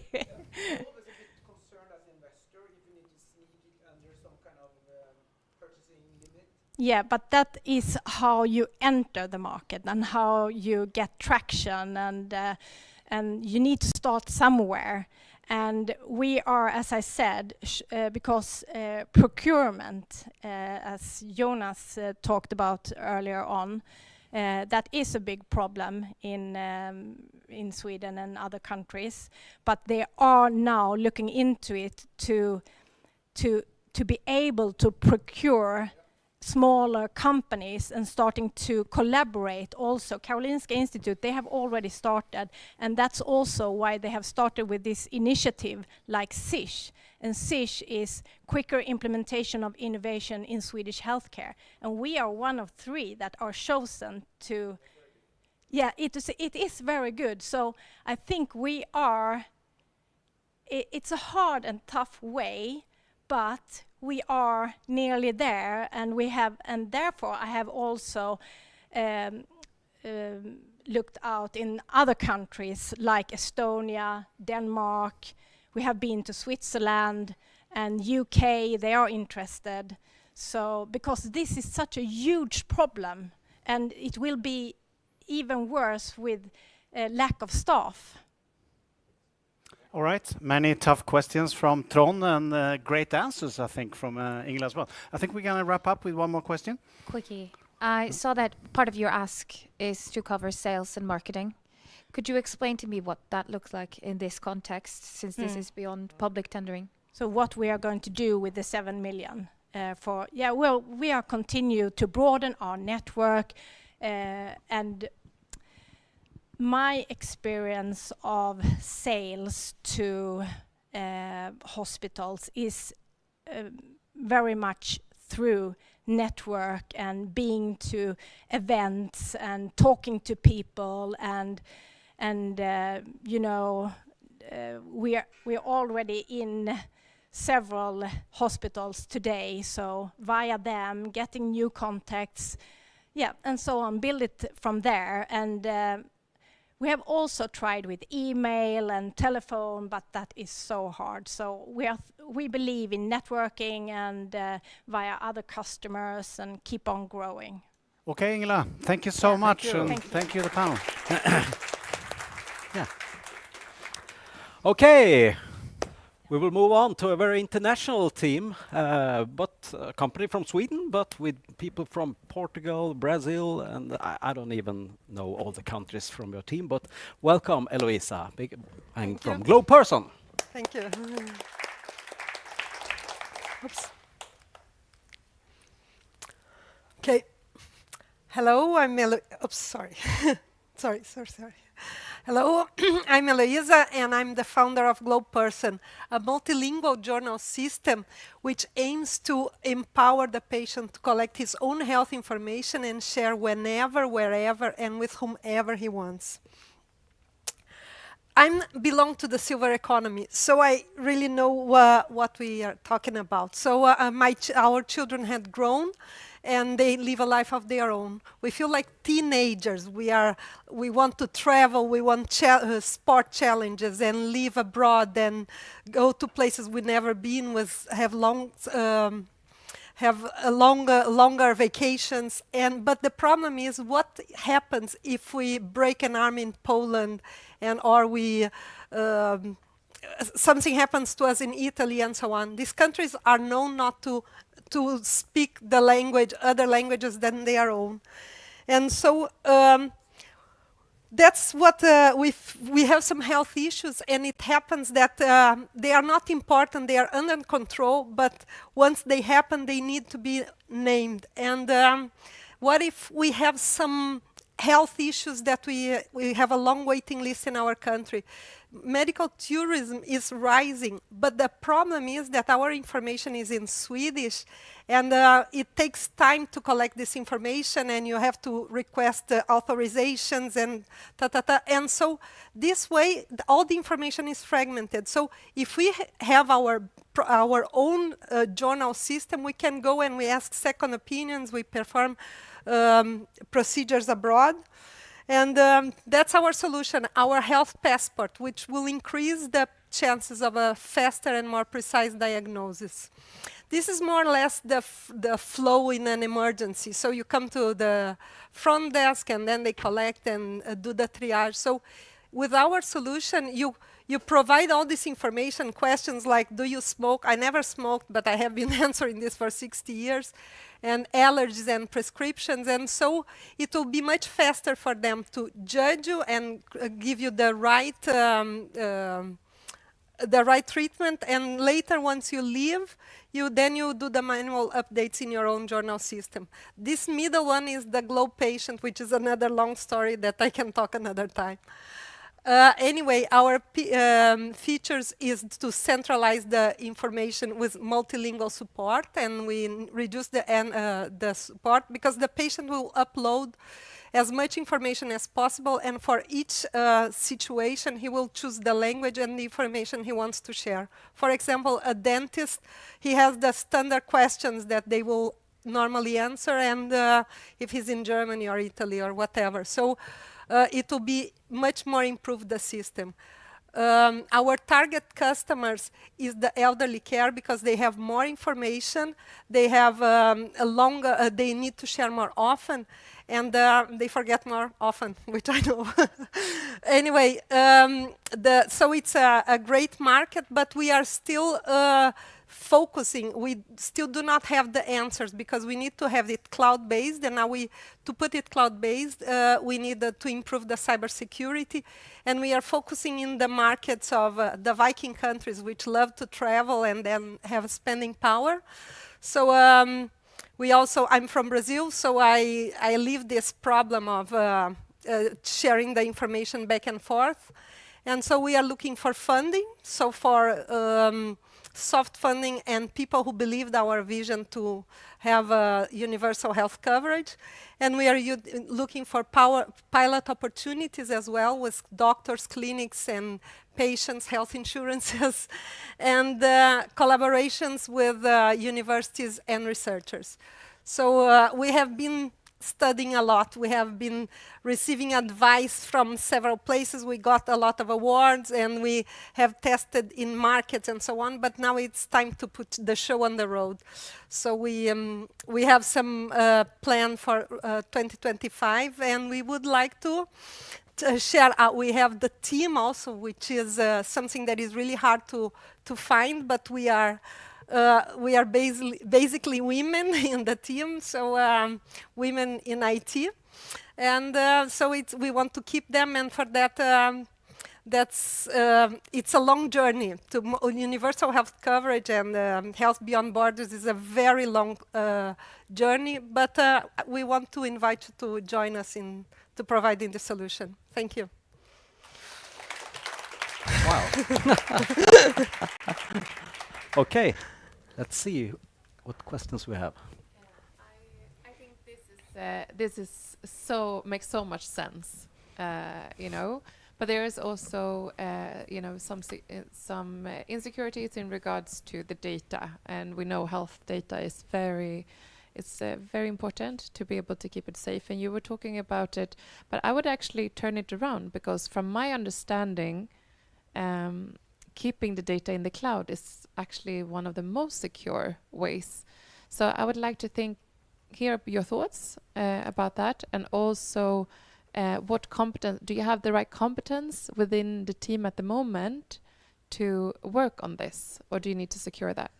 I have been working with IT for over 40 years, so I'm the IT nerd, the person that loves IT, and have been learning Java after the 50. So and the team that we have, it's Luna, that's PhD, and we have more in projects in Chalmers, and we have Manjula that have worked with AstraZeneca in India and other big companies. So Madhu also, it's super fantastic. So they are, we have the right competence for the development, and we have it off the cloud. And it runs in my computer. I can show you if you want to see it. But to bring it to the cloud, then we have to increase cybersecurity, and we have to encrypt the database, and we have to do a lot of measures, which I know we need to do. So in fact, if you have it off the cloud in your computer, is much safer than to put it on the cloud. I had this 3 years ago. I had it on the cloud, and it was a lot of cyber attacks, and it was fake data. But we know that if we take this step, really need investments to make it really secure. So I think it's so sensitive data that I don't dare to put. Sorry, I was too long. Long answer. Yeah, I think Steinar had a question. Yeah. I think it's a great initiative, and a patient-centric journal is needed, and there are a number of companies trying to tackle that issue.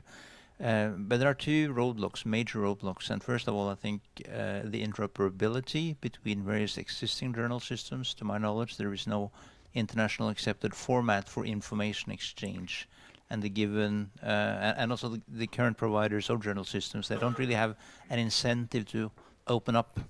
And that leads to my second sort of observation or question to you. And in other industries, like in finance, you have had deregulation opening up of the value chain. In fintech, you have PSD2. In the mobile industry, you have service providers. Are there any regulatory drivers in certain regions of the world that will actually facilitate this? Because then you're very well positioned if you can access a standardized interface to a number of journal systems that exist today and transfer data and make it easier for me to put it into my personal system or your system. It's a very good question. This is, it's about integrations. You have FIRE, you have Agile 7, you have OpenEHR. A lot of people are talking, but what I was doing all these years was interviewing people. For example, rosuvastatin is one medicine that is taken all over the world, but the package in Ukrainian is with a simple, with a special alphabet. And so there is, what we are doing is to make the patient insert the information. This is Globe Person, because in Globe Patient, which would be using in the clinic, exactly was this integrations. Who is going to load? Who is going to authorize? And you have to go to GDPR. So it's endless discussions. We don't go forward. So we did, during the good training, we have decided to just go for Globe Patient. You can, it's your information, and you upload whatever you want. And Okay, yeah, last question then. Sorry, I actually have to tell you I have to go because I have to be somewhere in 15 minutes. But I look forward to connect with you. I hope to be able to be back afterwards. So I didn't want to sneak out. So that's what I want to say. Thank you so much for this day. Yeah, thank you. See you later. Thank you everybody for, and thank you Eloisa. Thank you. All right, we'll move on to Kiel in Värmland in Sweden, and we'll welcome Frederick from Ad Safety. Welcome, Frederick.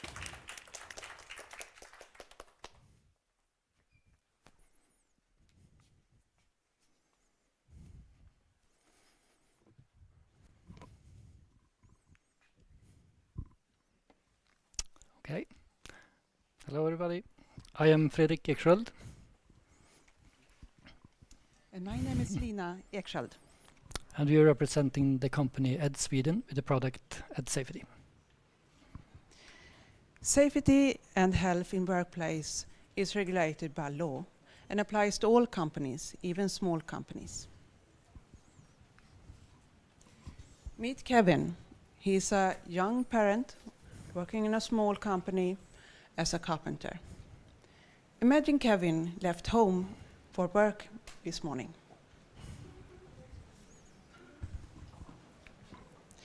According to the Swedish Work Environment Authority, 39,400 workplace accidents occurs. Okay. With sick leave were reported in Sweden 2023. Imagine if Kevin fell off a roof.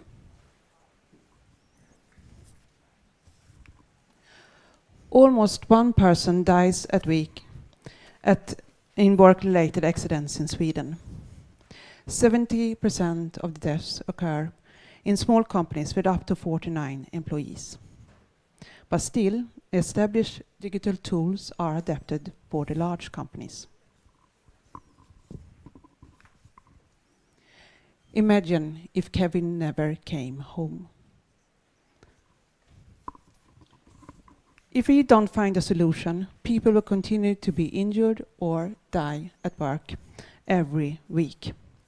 The law applies to all companies, but every workplace with more than 10 employees must have written documentation. Today, many people use Excel, or we don't do it at all. Many find it time-consuming and difficult.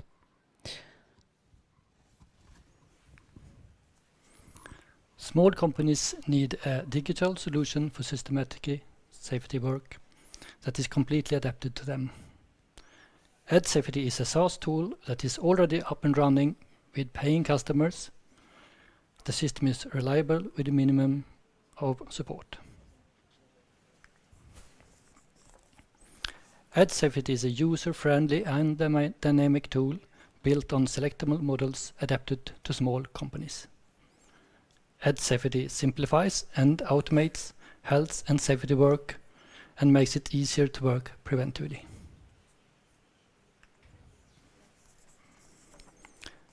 AdSafety consists of a cloud-based admin and a dynamic and customized app.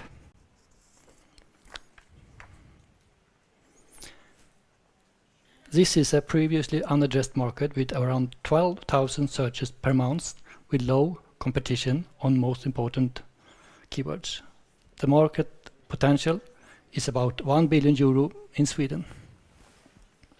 There are similar regulations of health and safety at work across the EU and also in Norway. It is possible to clone the system for other countries. The market potential is about 30 billion euro in EU and Norway. In the next 6 months, we will build a sales engine and reach 26 customers. And in 2 years, we will reach profitability with 174 customers. And in 5 years, we will have 882 customers with a turnover of 3.4 million euro and a EBITDA margin of 72%.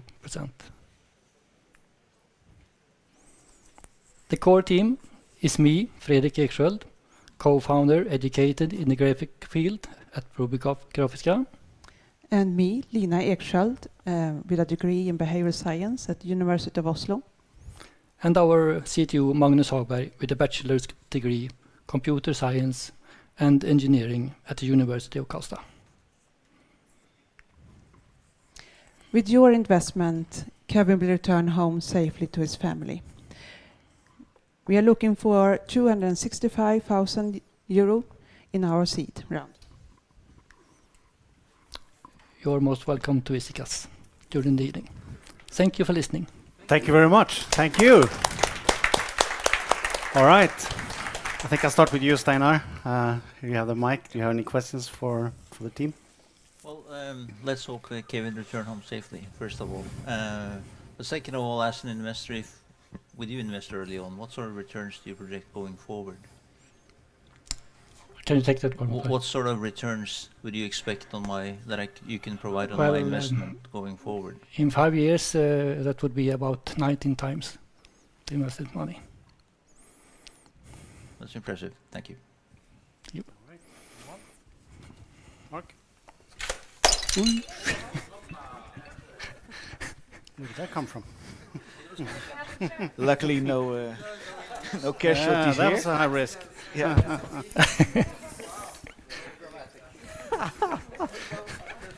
It's about time, yeah. This could only happen during an ad safety pitch. Exactly. That's what's well planned in the but pitch. was it safe? So thanks for participating in this act. But seriously, this is if I understand you correctly, a very underserved market. And if I understand correctly, this is a pan-European underserved market. Then how can you speed this up? Because the numbers, 3.4 million in 5 years, are, even though it's indeed impressive returns, is not so much, right? It feels like there should be much more in the can, so to speak. So can you talk a little bit about that? Yes. In those figures, we are only looking at Sweden. So if you are going to speed it up, we are going to go out and into other countries. So that's would be the way to speed it up. A representative of the type of company who would usually cover the costs related to work-related incidents. I was sort of curious about your go-to-market strategy and your partner strategy. I saw that you had kind of projections related to your growth, but how do you imagine kind of getting to those numbers? What is your strategy, and how does that tie into your investment ask today?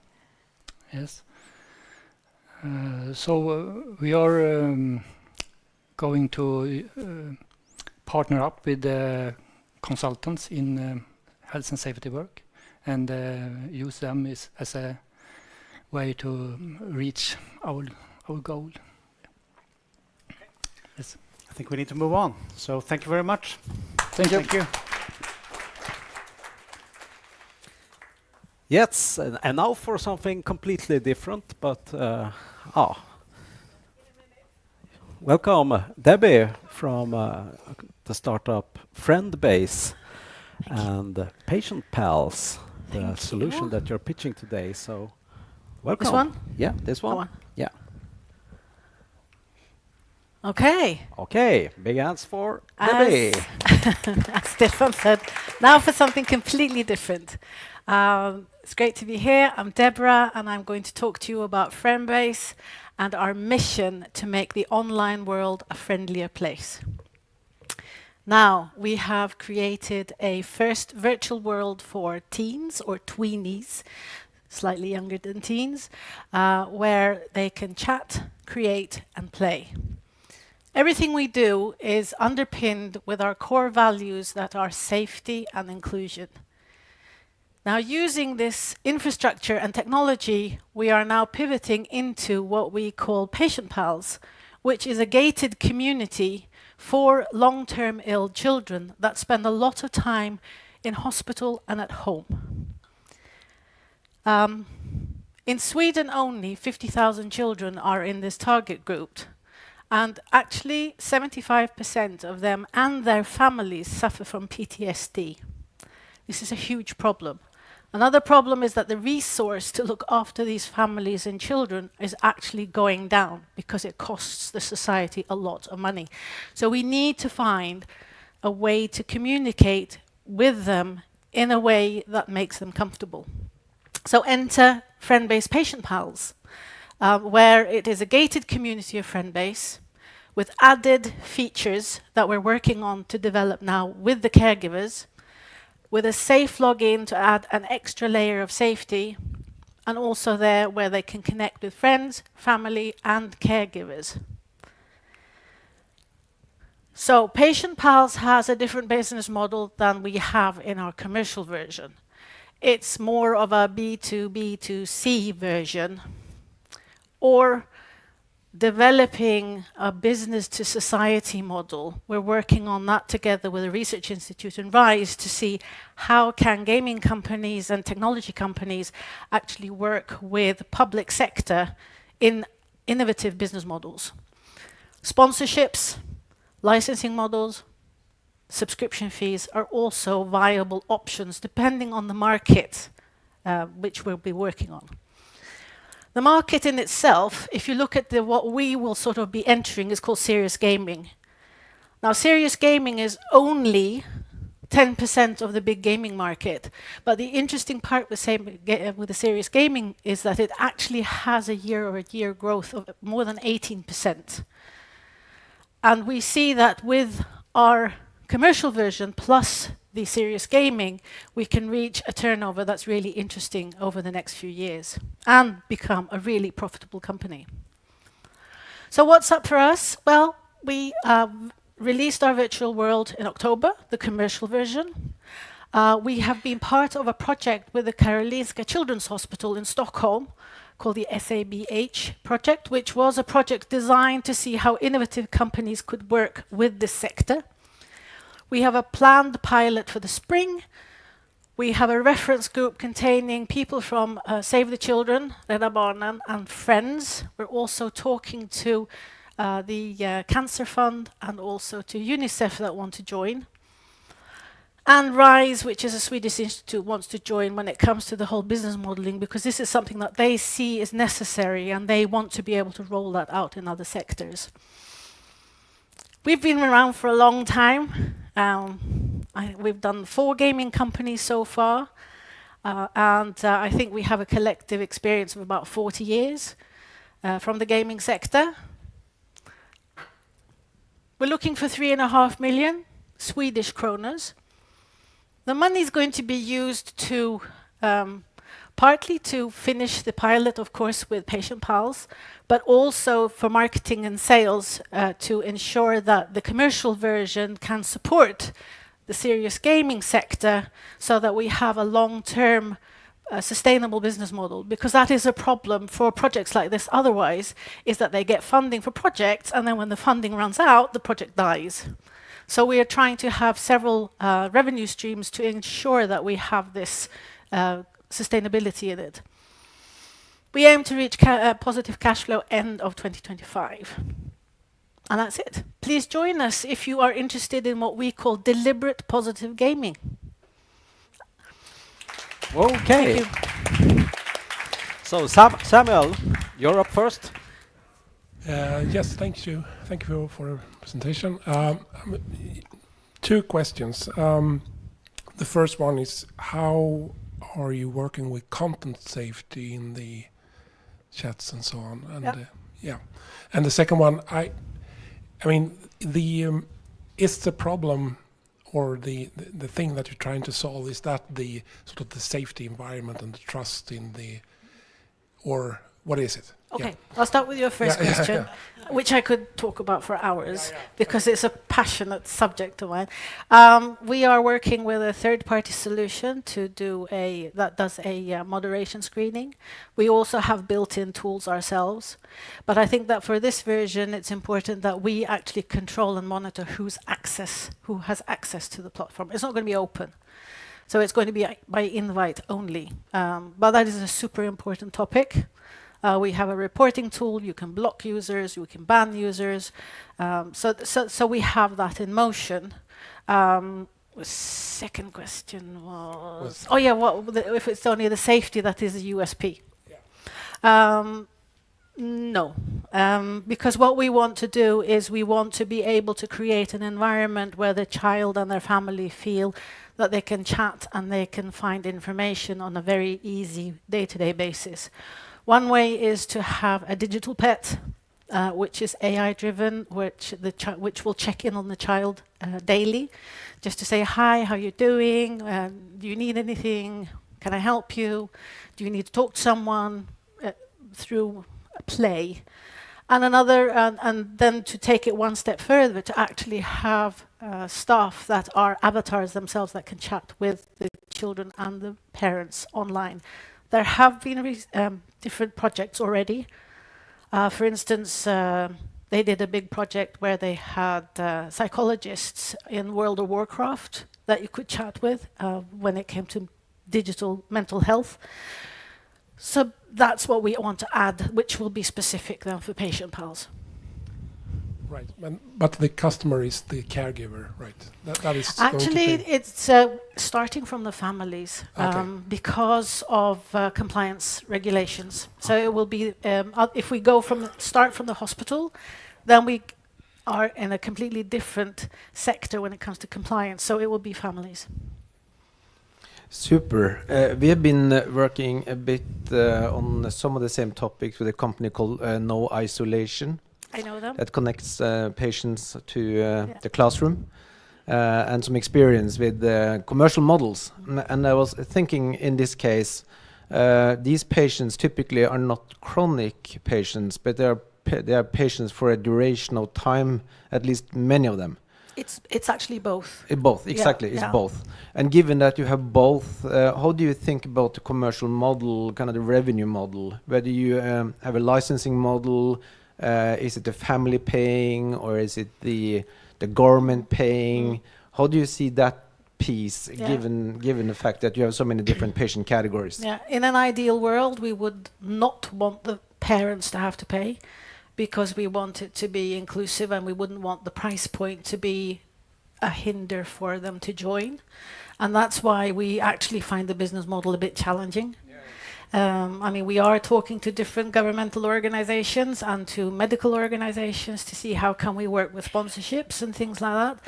The advantage is that we can always support the patient PAL version because we have the commercial version. And it's so important to show the value of gaming. Absolutely. There's a Norwegian movie about a person called Ibelin. Yeah, it's fantastic. That is a good indication for you. Yeah. That is a big surprise to most people that actually gaming is a positive contribution to this type of patients. Yeah. It's a fantastic movie. Yeah. Very good ending for this discussion. Thank you you very much, Debbie. Right. And Patient Pals. Okay.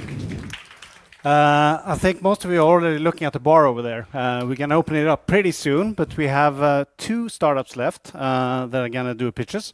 And the next one, I think perhaps even we have to move a little in case you are a little bit tired right now. So welcome Kevin and Kevin from Traino in Stockholm. Yeah, thank you guys. So I know it's been a super long day, so the first thing we're going to do is stand up, everybody. I know we all value our health and concentration, so first we're going to do, shake our right leg, shake our left leg, and shake both our arms. Thank you guys, we can sit down again. At least now we got some blood work going on. Sitzplats. Okay, amazing. Hello everyone, my name is Kevin McLaughlin Under. I have a background as a personal trainer, and I'm the CEO and founder of Traino. With me is my co-founder and product lead, Kevin Gibba. Hello. So, did you know that 30% of all people starting the gym quit within the first 3 months?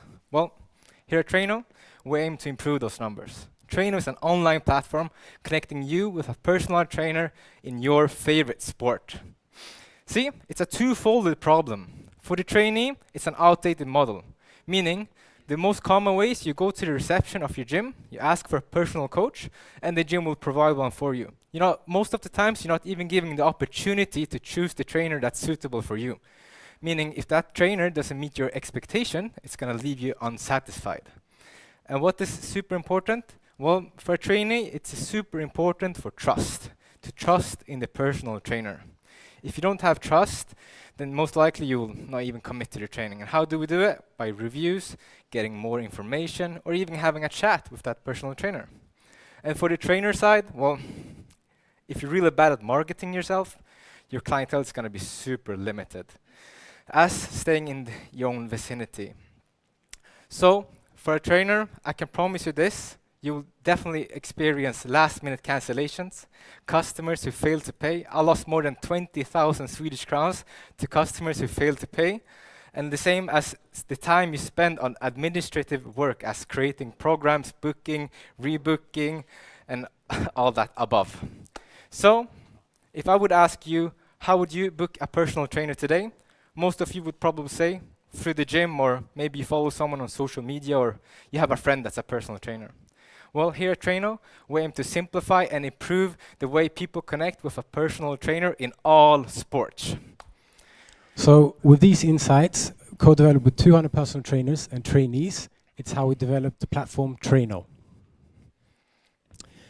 The platform is pretty simple. We match trainees with trainers based on their desired sport and their location. You go into the app, search for your sport, pick your location, and choose your trainer. For the trainee, it unlocks an entire trainer market. No longer are you limited by your gym facility or your sports facility. Also, you can read the trainer reviews, personal bio, previous training sessions, and also you get to adapt the trainer based on your preferences, gender, maybe even your spoken language. For the trainer, you can be seen by a broader audience, not only being marketed by yourself, but now on a platform available to trainees within your segment. Also, we offer secure payments, cancellation protection, as well as built-in administration tools, which allows you to do client follow-up, motivate your client, also handle your booking management and scheduling. So why now? Well, personalized wellness is on the rise. We see boutique fitness clubs, running clubs, community-based clubs, all the above. The post-pandemic era brought about a global population that's aware, health aware, and on top of that, willing to invest in their health. digitization brought about people wanting products and services on their fingertips. It's now culturally accepted not only to invest time and money in your health, so there's no better time for trainer than now. Well, we can all agree that the best time is always now. So if we look at the current evaluation of the personal trainer market, it's valued at $41 billion. That's a huge amount. It's 40% of the total fitness industry valuation. And in Sweden, we conduct nearly 2 million sessions every year. In Europe, almost 80 million sessions.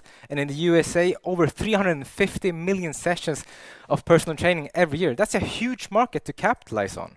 And our revenue model is super simple. We take 15% commission on every transaction. And coming on, we will add on booking fees, subscriptions, and so on to diversify our revenue stream. So, of course, we have competitors. But this is how we're going to knock out the competitors. By addressing the gyms as could be competitors, but we have chosen to see them as potential partners instead. Because our goal is to make sure that their personal trainers are fully booked at all time. For our others, well, we noticed that their focus lies on building a tool instead of creating the market space for people to connect with trainers in different sports. So we're asking for 2.8 million SEK for a runway of 12 months. This will be used on operational scaling as well as marketing and user acquisition. Our roadmap is as follows. At the end of 2024, beginning of 2025, we'll open our platform to a waiting list of about 200 plus people, personal trainers and trainees. With this close group of people, we'll then further develop the app and ready for a hard launch in 2025. 2025's focus is focused on increasing the user database. That will be done through community-based events and our trainer triathlon event mid-2025. At the end of 2025, we aim to be present in 3 metropolitan cities in Sweden, Stockholm, Gothenburg and Malmö. And post-2025, we aim to be expanding into different Nordic countries and having over 500 personal trainers on Traino in different segments. So you may wonder what the team is.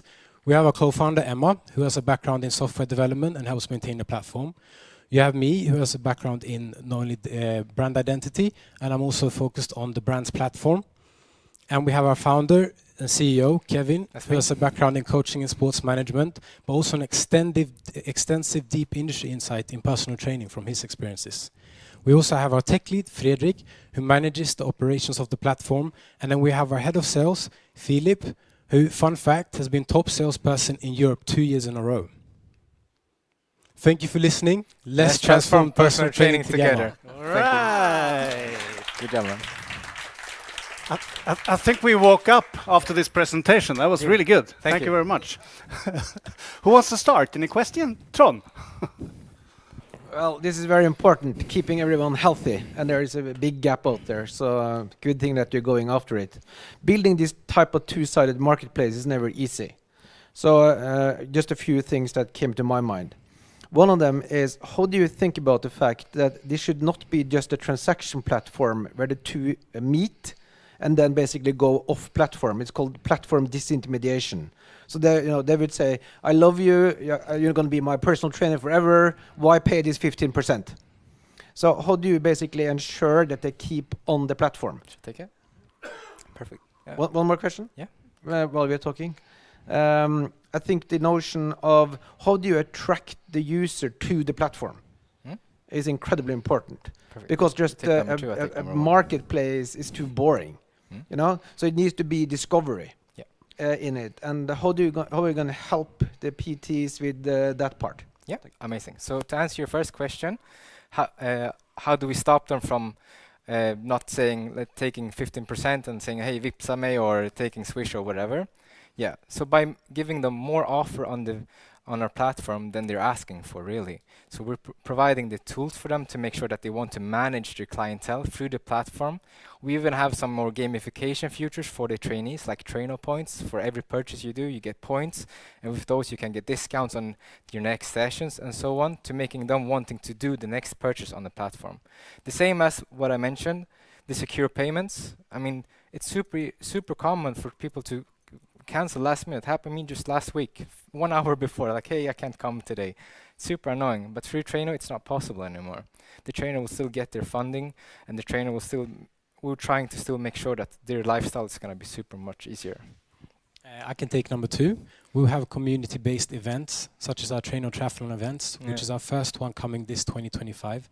But we'll also be looking at an affiliate marketing scheme, where we'll bring ambassadors onto the platform, not specified in different segments. So not just in gym, but also in tennis, padel. There's a bigger category there. I do want to add on, just to make sure, we're also trying to make them active on the platform, not just making one transaction and that's it. So trying to make them active, staying on the platform. I think we'll do one more question before we move on. Yeah, this is pretty practical. Let's say you are training to participate in a powerlifting competition. You need equipment. Not only that, but you would also need physical spotting, for instance, if you want to do a PR. I saw that you wanted to work together with SATS, etc.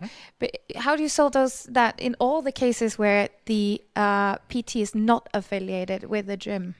Yeah, so if you're working as a personal trainer, you're either affiliated with a commercial gym like SATS or Nordic Wellness, or you're freelance and you're hiring in to another gym. In 90% of the cases, that will be the issue, or you're paying per the customer, per the trainee that you bring to the gym. So it's not a free market for the trainers to jump between all the gyms, but it is for the trainee to go to your gym or where you're located as a personal trainer. All right. Thank you very much. Thank you, guys. Thank you. Thank you very much. So we move on to the last pitch here, Stefan, and you're going to introduce them. And yes. They connect to what we do in health tech, but they're not health tech. No. What are they? This is actually a cyber technology company, and we think that's so important at these times, because this is what we're going to focus on going on at Digital Ventures, to go into other verticals that provides value to the public sector and to society as a whole.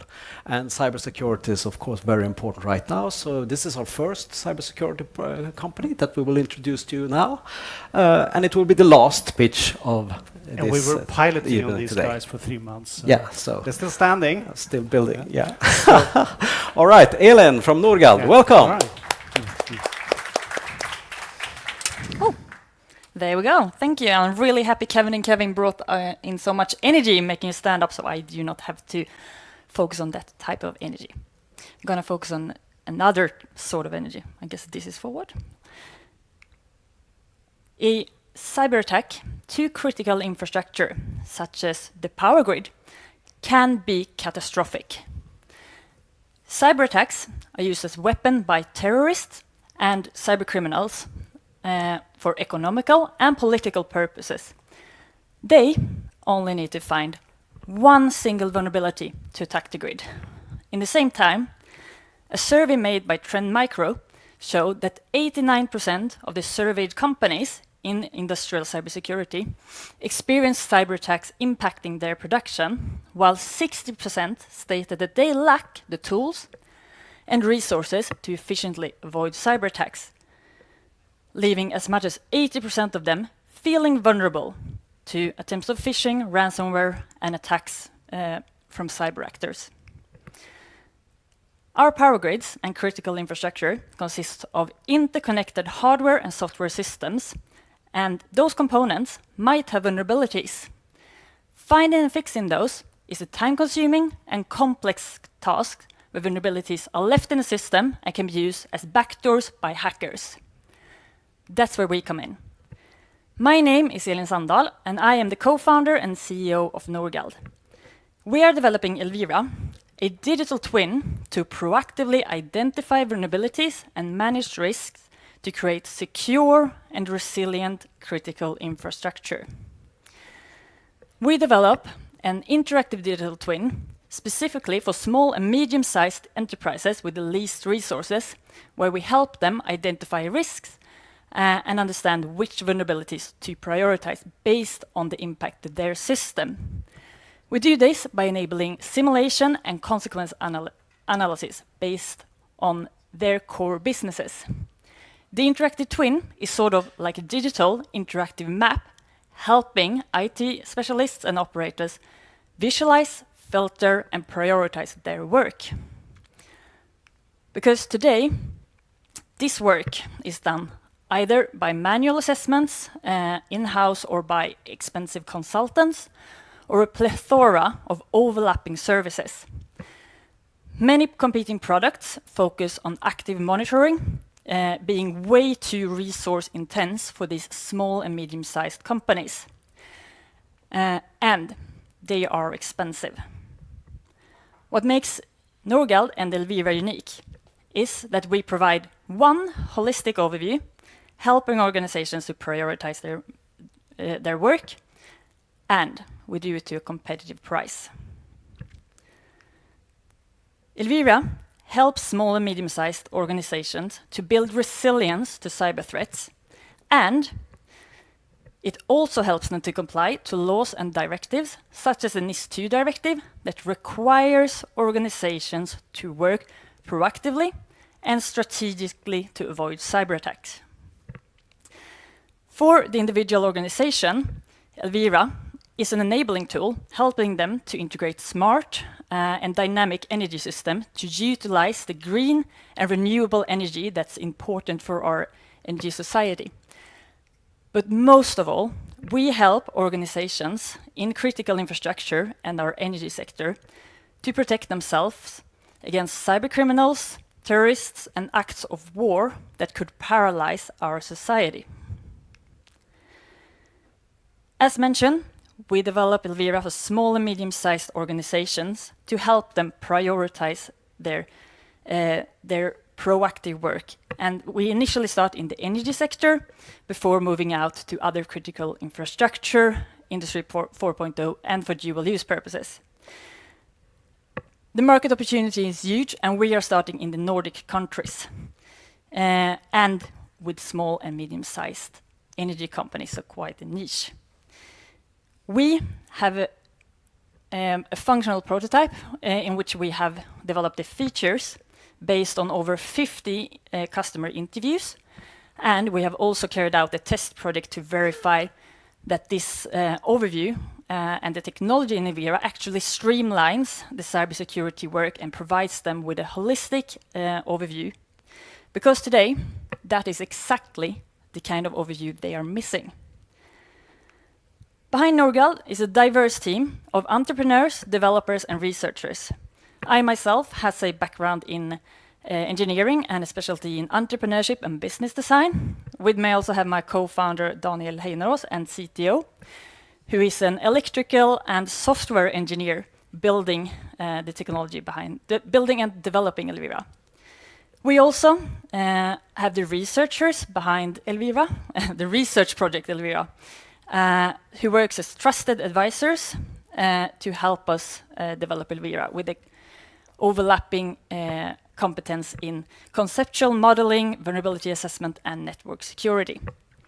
Together, we have joined forces to take our research-based solution to help small and medium-sized organizations to proactively build resilience. Right now, we are as we speak, launching our first paid pilot project with a customer, installing Elvira at their site.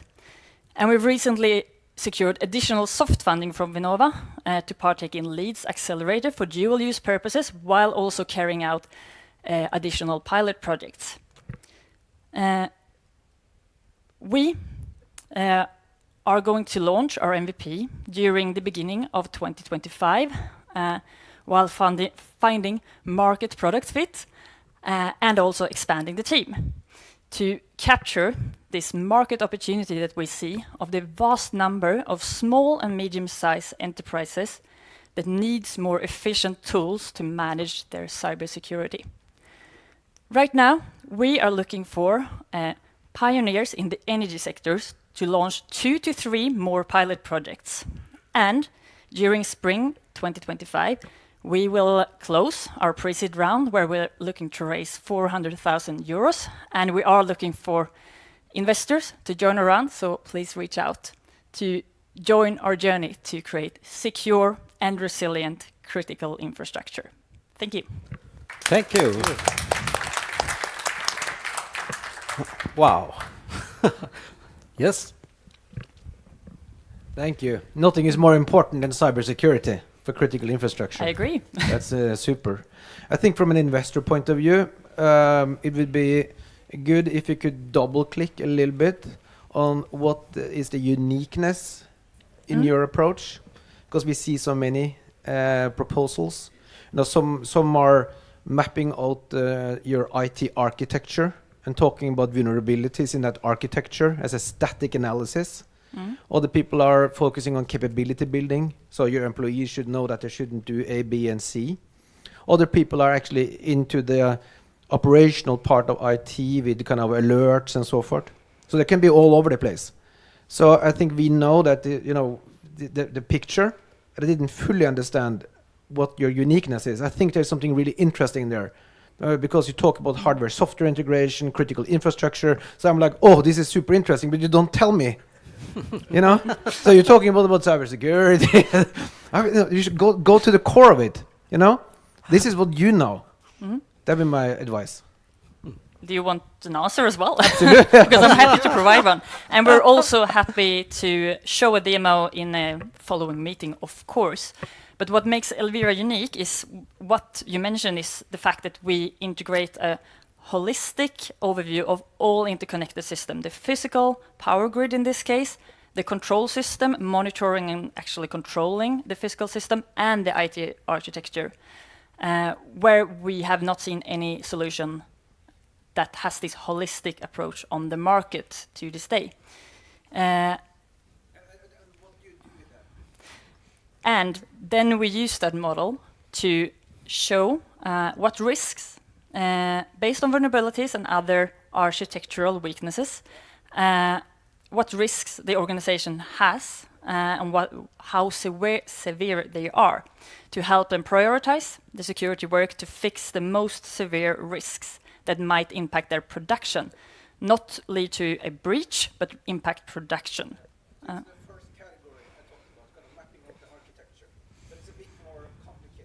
Exactly. And the question to all those companies is, when you map the architecture, what do you do then? It is not fully automated yet, but in the future we will automate the modeling process so that you can have a digital twin that's updated in real time. Great. Yeah, I wondered why you. I mean, I don't know what it looks like in Sweden, but in Netherlands, anything to do with energy is highly regulated. So why did you pick this market as an initial market? Really good question. The research behind Elvira was based on the question, how can we stop cyber attacks from disrupting our critical infrastructure and specifically the power grid? So we have a lot of knowledge about how the power grid actually could be affected by a cyber attack, meaning that the technology works really well in that area.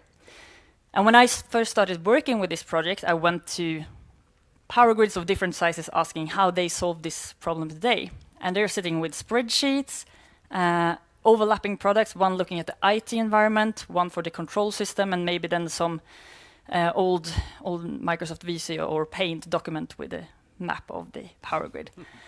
And they stated that they need more efficient tools.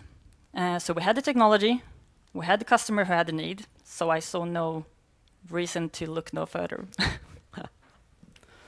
All right, we will take the last question or comment from Steinar here for tonight. It's not a question, it's a comment, and I hope everyone in the audience noticed that you used the phrase market product fit. Thank you. Yes, it was changed last minute in the script. All right. Thank you, panel. Thank you very much. Yeah. All right, Stefan. Yeah. I think that concludes our sessions here today. Yes. So what now? What now? What we will do? We will take take a photo shoot of all the startups up here, and we want to give them a diploma for their work in the accelerator, and also certify them, of course, for the work that they're doing. We still have some weeks to go with some of them, so. But this is the last time we will meet physical. So, however, for the rest of you, The bar is over there. Yes. There's food over there. Yeah. And while we do this stuff, photo shooting, you guys go over there and you get started. And we join you in a few minutes. Thank you very much. And thank you for all following us online. Thank you.